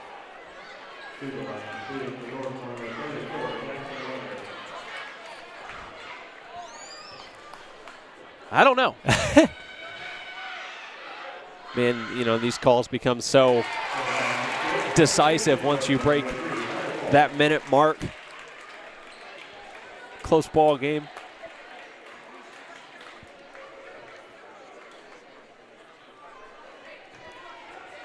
Wenger with a chance to make this a 2-possession game once again.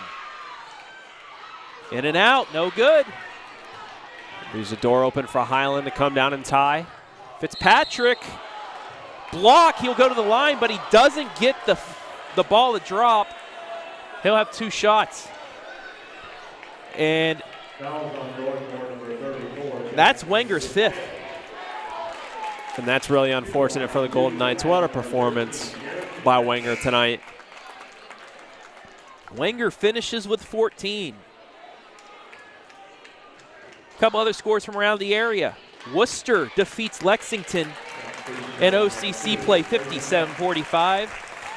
And in women's action, the #1 team in Division II, Shelby, defeats Pleasant 61-18. They're 21-0. All they have to do is defeat Ontario for their first ever undefeated season. Fitzpatrick misses the front end. Yeah, I'll have the privilege of being over there and see if my former alma mater can make school history on Wednesday. Fitzpatrick with the second free throw. In and out, oh offensive boy. rebound. 40 seconds left. Minnick, top of the key. Still a lot of 3-point time. game.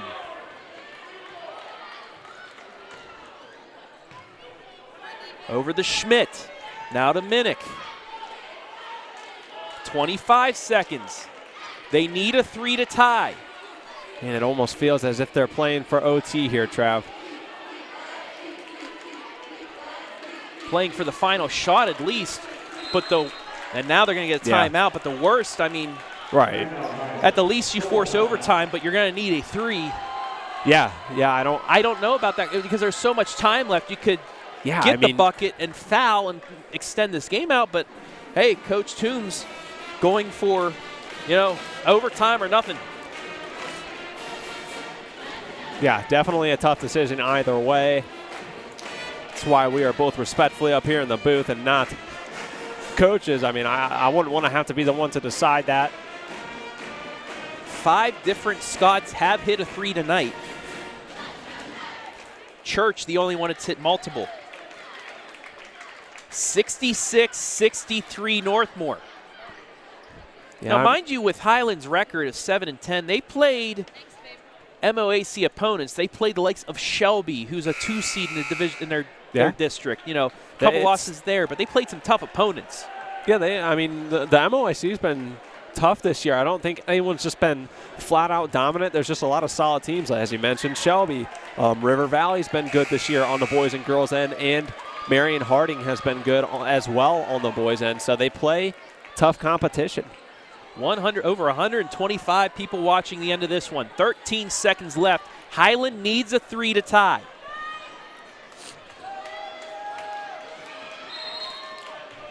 Fitzpatrick will inbound, gets it to Minnick behind the timeline. 10 seconds left. Minnick working around, looking to get it to Bellamy. He's going to try for the tie. Short. Rebound. Hunter Falk with 1 point, with actually 0.9 left. And the Golden Knights looking like they're going to get win number 12 in a row on senior night. It was a good look, but just short. Highland gambles it all. As you said, he did get a good look. Coach drew up a good play for him out of the timeout. Ball fell a little bit short.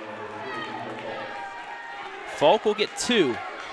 And Tackett's going to get his seniors back to the words are hard. Back to the scorers table to get in. Only Andrew Armrost into the game right now. Yeah, and that's a class act. I mean, it's been a tough night for Mariotti with the ankle injury, and definitely a deserving group. Standing ovation for them coming in tonight. But this is a pressure-packed shot. Well, no, actually a chance to get in there, but that's it. That's the ball game.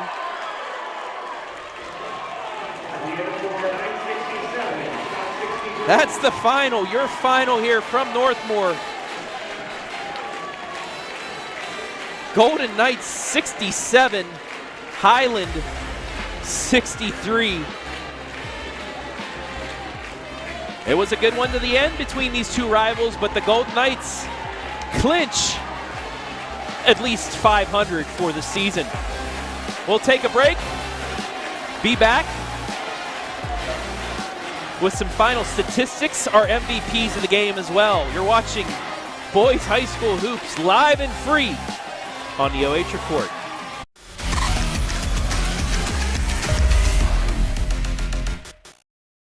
Here we go now. Here we go now.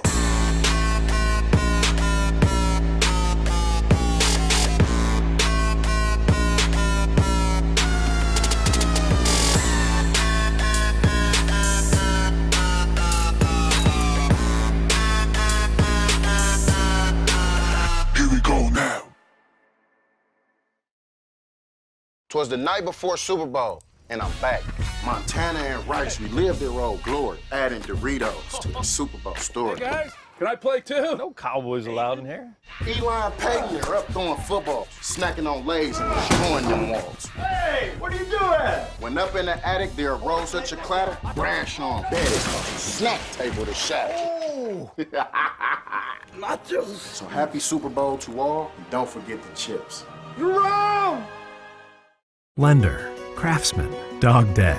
We're more than our job titles, and you're more than an account number. The personal attention we provide comes from a promise to serve you with respect and compassion. By being responsive to your questions and taking time to understand your needs and goals, we give you more than just a place to bank. That's the more you can expect from Park National Bank. Find John or a banker near you at parknationalbank.com. Park National Bank, where you mean more. Ohio Health is the official sports medicine provider of Northmor High School. Available 24/7 to care for your athletes with same-day appointment options. We keep your athletes healthy and in the game. Ohio Health is proud to partner with Northmor High School to provide a healthier community. We are healthcare experts close to home, serving teams, parents, and all of Morrow County. Ohio Health. Believe in we.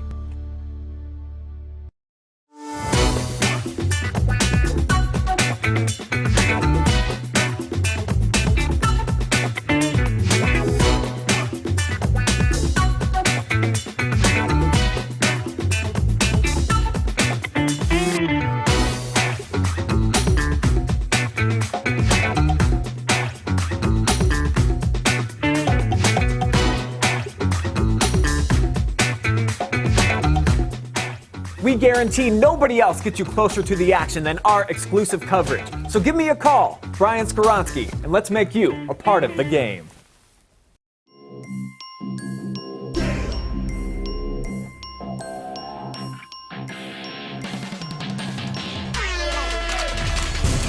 And where? What do you say? The exclamation point on the night for Maurice Ware.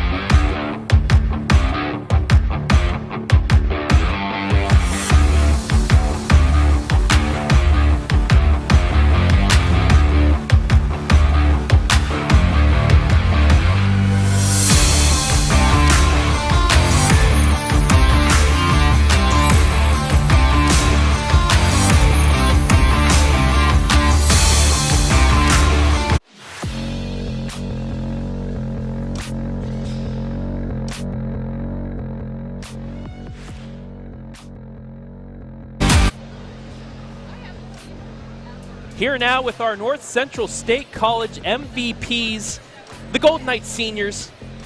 12 straight senior night victories. Let's go over their names from left to right. Number 2, Grayson Cass. Number 13, Griffin Workman. Up front, number 32, TJ Deal. Behind him, Andrew Armrose.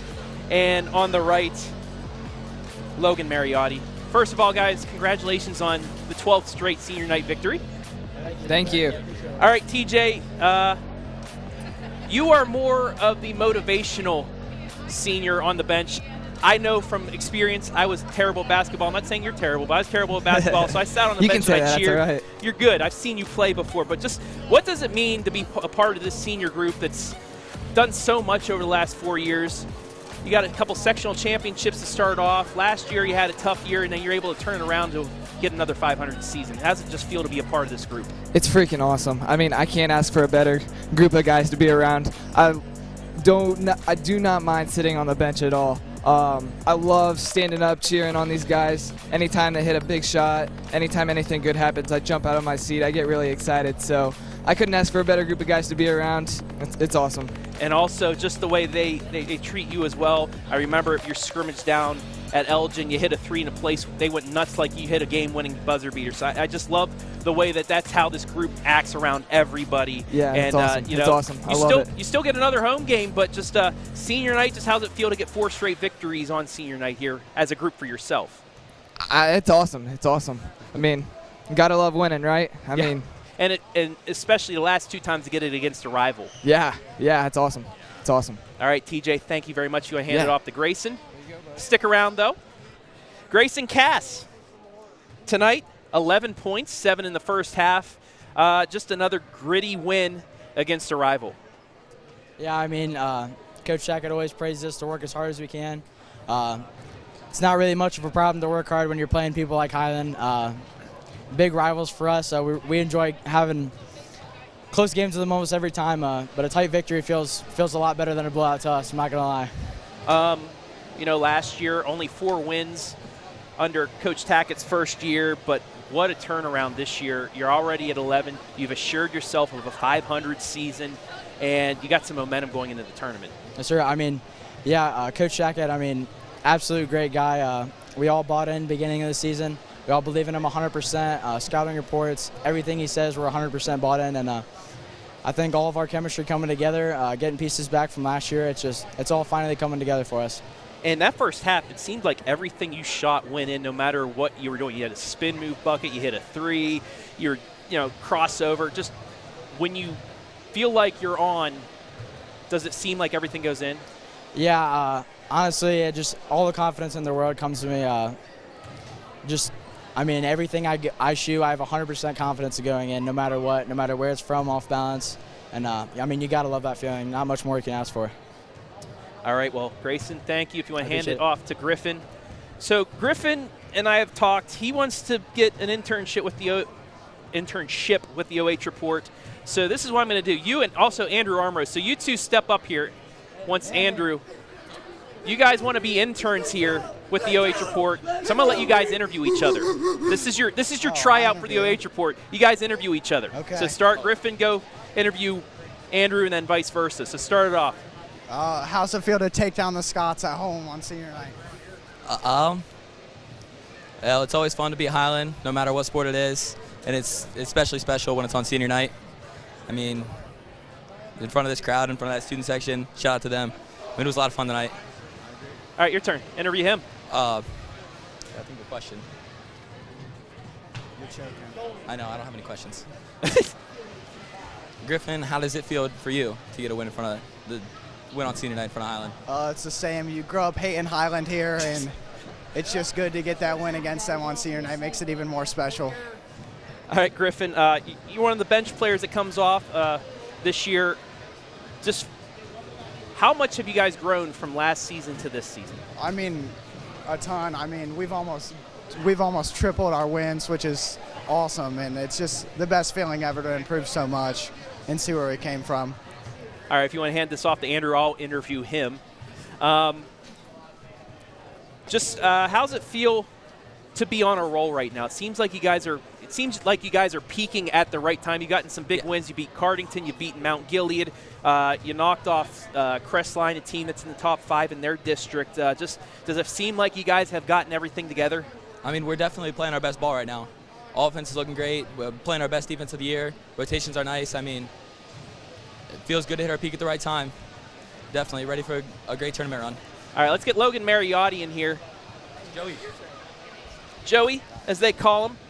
I know you had the ankle injury. You weren't able to play a lot, but just this season in general, how much fun has it been? You know, just a complete turnaround with this squad from last year. Yeah, it's been a lot of fun. I mean, a lot of new players on the court. We lost like a few seniors from last year, but it seems to work out pretty well, judging by how much better we performed this year. And just speaking of that, the youth movement, we've talked about this a lot in our live streams here. A lot of young players really contributing, and it seems like this team's going to be good for years to come. Yeah, kind of saw that with Jackson tonight as well, yeah. Let's talk more about Jackson. He had 14 points before fouling out, a couple big threes off the bench, 10 points in the first half, 4 in the second half, but just how important has he been in the second half? It seems like it reminds me of Grant last year. He came in the second half. He started getting some wins together with his play. Does it remind you of that? Yeah, for sure. Yeah, he didn't start really doing anything till towards the end of the season now, but he's really came along so far. I think he'll be a really good player next year for sure. All right. Lastly, if I can get everybody back up here, what we do for our MVP segments all the time is our shout-outs. So we'll start with you, Logan. If you want to look into the camera, give anybody you want to shout out, go ahead, and then just pass around the microphone. I'll just go with Jack Swinger. He did really well tonight. All right. I'll shout out our student section. I mean, they did a really good job getting to the heads of the Highland players. Okie dokie. I'll shout out my coach, the coaching staff, and all my teammates for putting together a good game plan and a good game. Thank you, TJ. Similar to TJ, shout out Coach Jackett. Me and that guy got a really special bond, and it feels really good to get him a lot more wins this year than last year. And lastly, Griffin, go for it. I'll just shout out all the fans coming here tonight. It was pretty rowdy, awesome atmosphere. And also to everybody's moms and dads, they want to shout you out as well. They just forgot about it for now. But the Northmor Golden Knights senior class, win number 11, 12th straight senior night victory. Yes, congratulations, and go celebrate with all these people down here. I appreciate it. The Golden Knights with the victory over Highland as we welcome in, well, in a second we'll be welcoming in head coach Blade Tackett.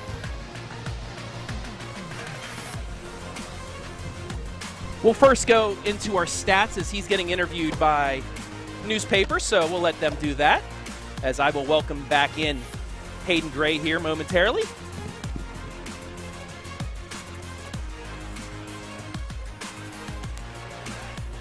Hello, Hayden. Hello. Let's take a look at the final stats. Brought to you by Avita Workwell. 67-63 the final. Field goals close, 21-20 in favor of Highland. Both teams with 5 threes. Rebounding was about the same. Fouls were about the same. Turnovers were the same. But the difference, Golden Knights, a team that rarely is known for their free throw shooting, came up big tonight.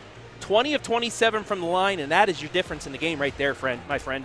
Yeah, they couldn't have picked a better night to, have a good performance from the free throw strike that came up clutch, got them over the hump, got them the lead, and they never really looked back. Highland made it close a couple of times, getting as close to 3 points. And, those last 2 minutes, a lot of people, hearts were probably stopping, edge of your seat. It was a classic rivalry game, and I just think that the youth tonight, too, they played hard for their seniors tonight. I mean, that youth movement. You heard a lot of it from the seniors that just spoke with us. They said that this group has been nothing but supportive. You can tell that they don't, they kind of look past. They have that respect for the hierarchy of what grade you're in, but they all just kind of feel like they're one big family. So I think they play for each other, and that showed tonight. They're going to be good for years to come, but like you said, this year's not done yet. They got a lot left to prove, and I think they're going to continue to do so. Individual scoring for tonight. So I get this added up real quick. First for Highland, they had 4 in double figures. Great night for them, led by Garrett Fitzpatrick with 13, Jordan Bellamy and Brock Church both with 12, Gavin Hankins with 11, Ryder Minnick with 8, Dane Nauman with 2. As for the Golden Knights, they were led by Grant Bentley's 18 points. Jackson Wenger, who fouled out, followed with 14 points. Max Lauer with 12. Grayson Cass with 11.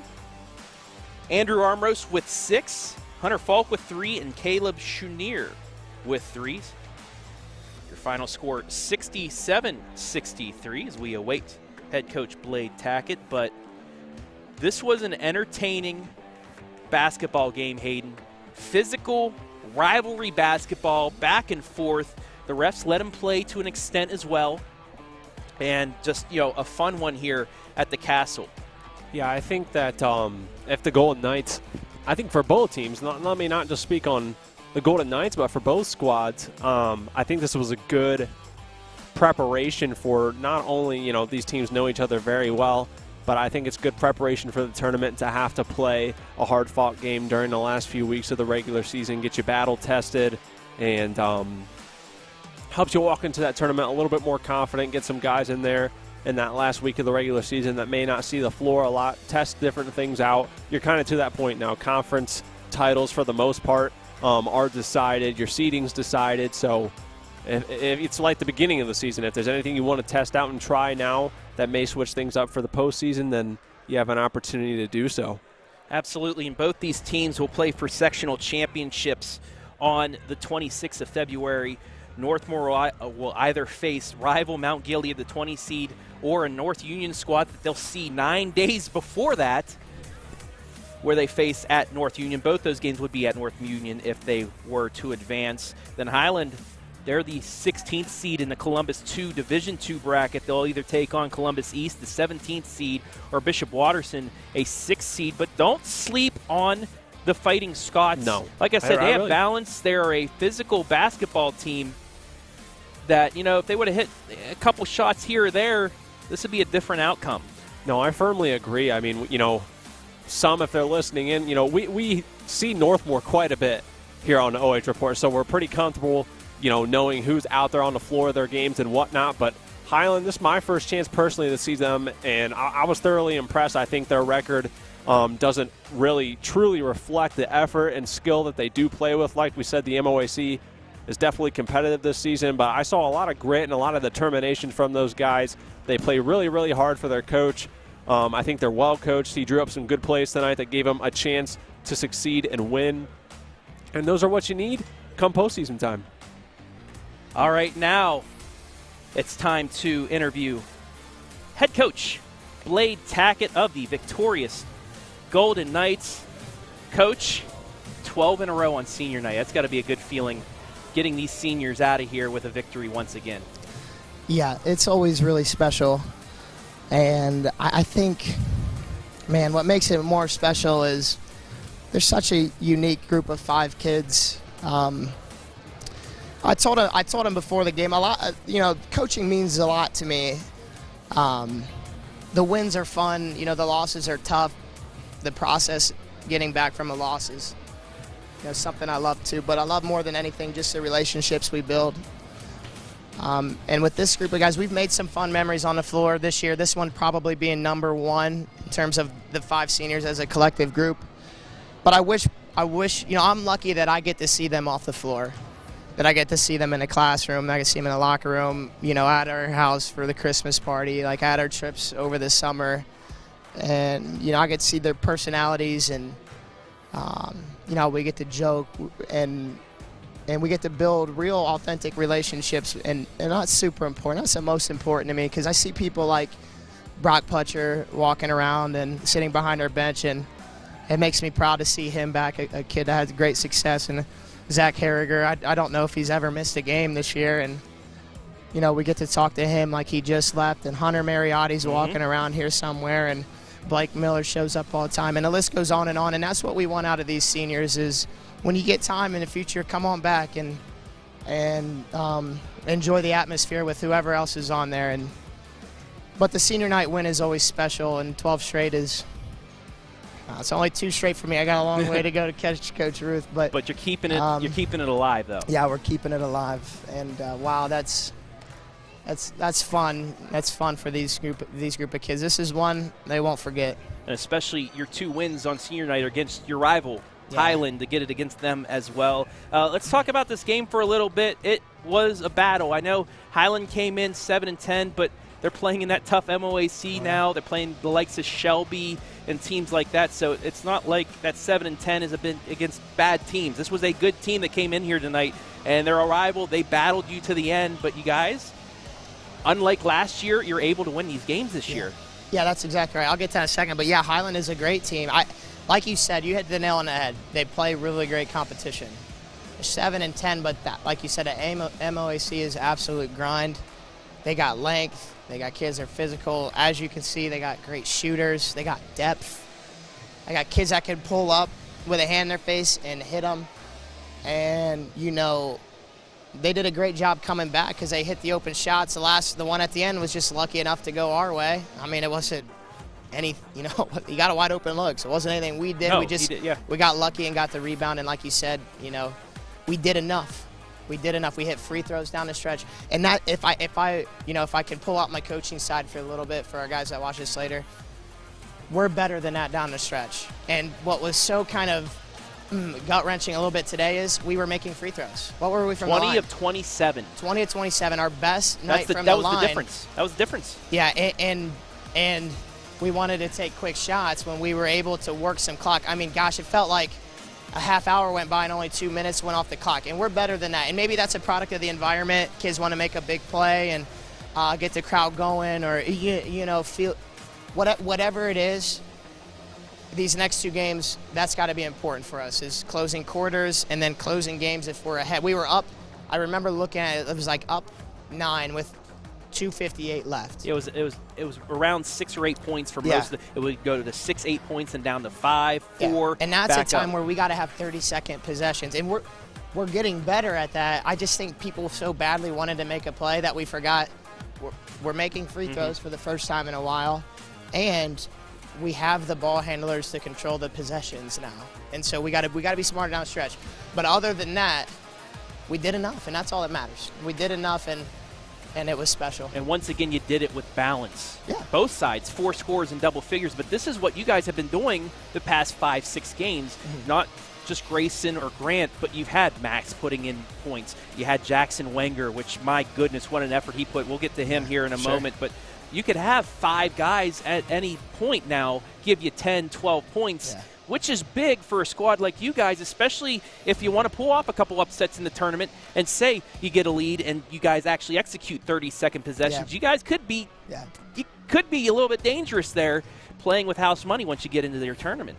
Yeah, I think we're going to be a tough out, and it's because we defend so well, and it's because we're executing a lot better, making extra passes, and we've traveled a lot recently in a couple games, so we'll do a fundamental drill of some sort to help with that. But yeah, you're exactly right. We can get it from about I'm telling you, Hunter Folk has the ability to score like that. Caleb Chenier was in double digits the last 2 games. Jax.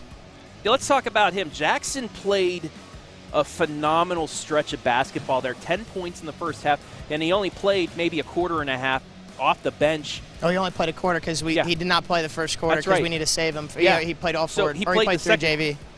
8 minutes, 10 points there.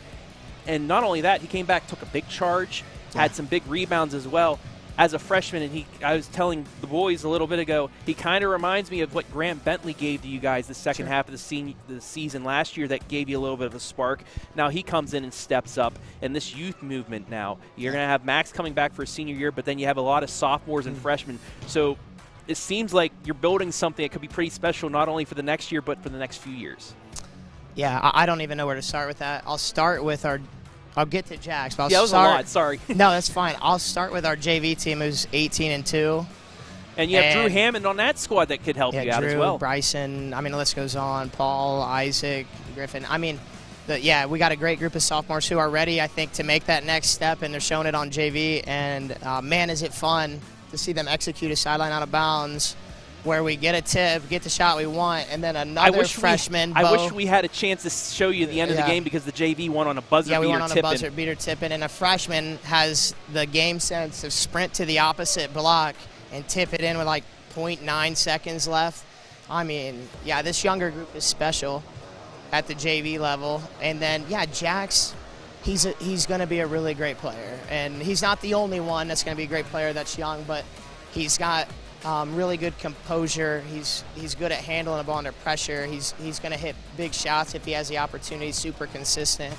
And like I said, 10 points in 8 minutes doesn't surprise me because we know how good he is, and our team knows that he can help us when he has the opportunity. And he was the main ball handler down the stretch as well. Yeah, when Grayson plays 28 minutes and they're going to face guard him, and now we can put Jackson, who can handle the ball just as well, and now we can take some pressure off of Grayson of having to have the ball in his hands all the time when he's tired. Now we got two ball handlers out there, and yeah, that's why we had him in down the stretch. But overall, another great team victory. We've had a couple in the last 3 games.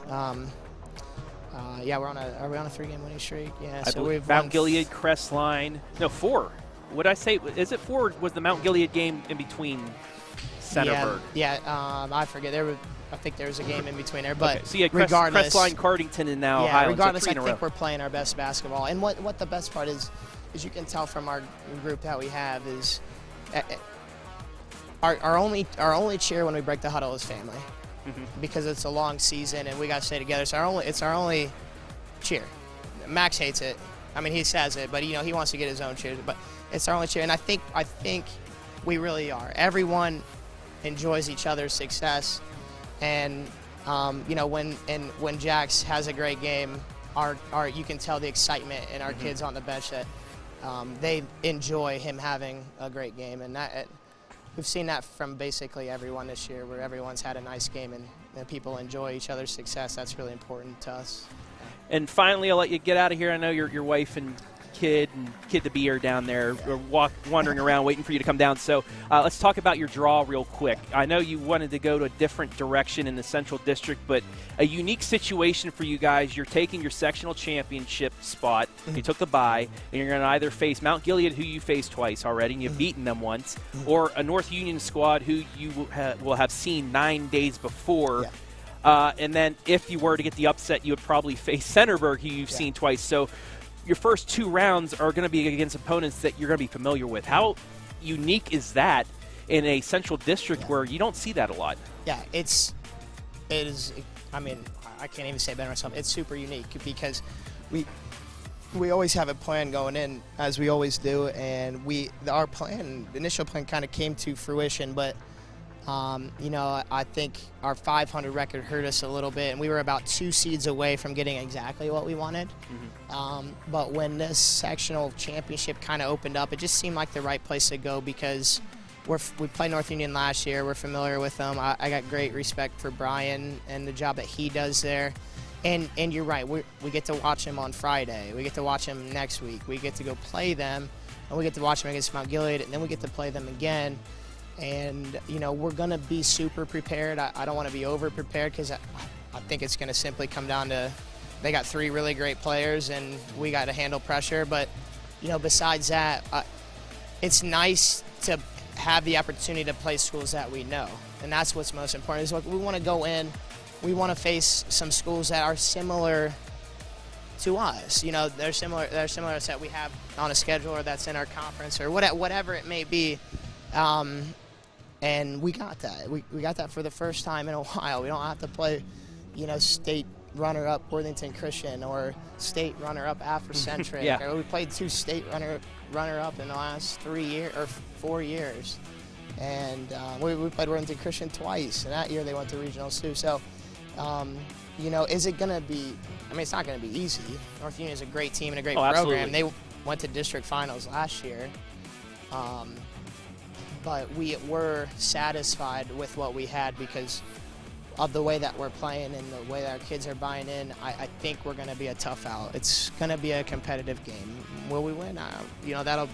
That's yet to be seen. But will we have an opportunity? I think we will, because if we know anything from this season, there's only one game where we've been run off the floor. Every other game, win or loss, seemingly has been a competitive game. And so that's what I expect against North Union, and I think we can give them a competitive game. Well, you do have a couple regular season games left to get over the 500 mark. 7-game advantage from last year. I mean, an improvement, I should say, from last year already, and you have a chance to get a couple more wins. So good luck the rest of the way, and we'll see you against Cristo Rey next Tuesday. But the curse is officially broken. 3 straight games now. Yes, 3 straight games with a win with me. So I just waited to the end of the year to Golden get Knight that's, hidden in sheep's clothing at the OH Report is back. I know what you're wearing under that sweatshirt. If it's not a football playoff shirt, I'm going to be upset. It's not. It's the OH Report. It's whatever. Hey, he's a Golden Knight. We all know it. It's fine. Thank you very much, Head Coach Blade Tackett of the victorious Golden Knights of Northmor, 67-63 winners. As I bring Hayden Gray back in here, great game, long conversation. I know we all want to get out of here, but it was a good win for the Golden Knights. Next, they will take on Cristo Rey next Tuesday in a game I believe will be right here live and free on the OH Report. Highland, their next game Friday at River Valley. Our next OH Report games tomorrow, Johnstown Monroe at Loudonville Girls at 7:20, and Hayden Gray will be the sideline reporter at the Mansfield Senior Wrestling Tri-Meet that starts at 6 o'clock. So looking forward to that. But Hayden, I'm going to give you the last word in here about this game. It was an enjoyable one. Yeah, phenomenal game. I think that once you get to the end of the season, these are the kind of results and games you start to get. Teams are playing their best ball, and I'm glad that we are able to bring that to you live and free, and excited to get these next few weeks rolling. We got a big month ahead. Northmor improves to 11-9, while Highland drops to 7-11. But that'll wrap things up here from the Castle. Want to thank Hayden Gray, camera operator and color commentator tonight. Everybody back at BS Media Productions, Jory Hollenbeck, Brian Skoronsky, Adam Thompson. Morrow County Hospital, our scoreboard sponsor. Also want to thank Avita Workwell, our pregame, halftime, postgame sponsor. Park National Bank on instant replays. North Central State College, our MVP sponsor. And our commercial sponsors, Morrow County Hospital, Park National Bank, and Frito-Lay. We also want to thank not only the head coach, but the athletic director of Northmor, Blade Tackett, for allowing us to be here, him and the Northmor athletic department tonight. And most importantly, we want to thank you, the fans, for watching. Your final score one more time. Northmor makes it 12 in a row on senior night. They defeat rival Highland 67-63. For Hayden Gray, I am Travis Berardi saying so long from North Bloomfield Township.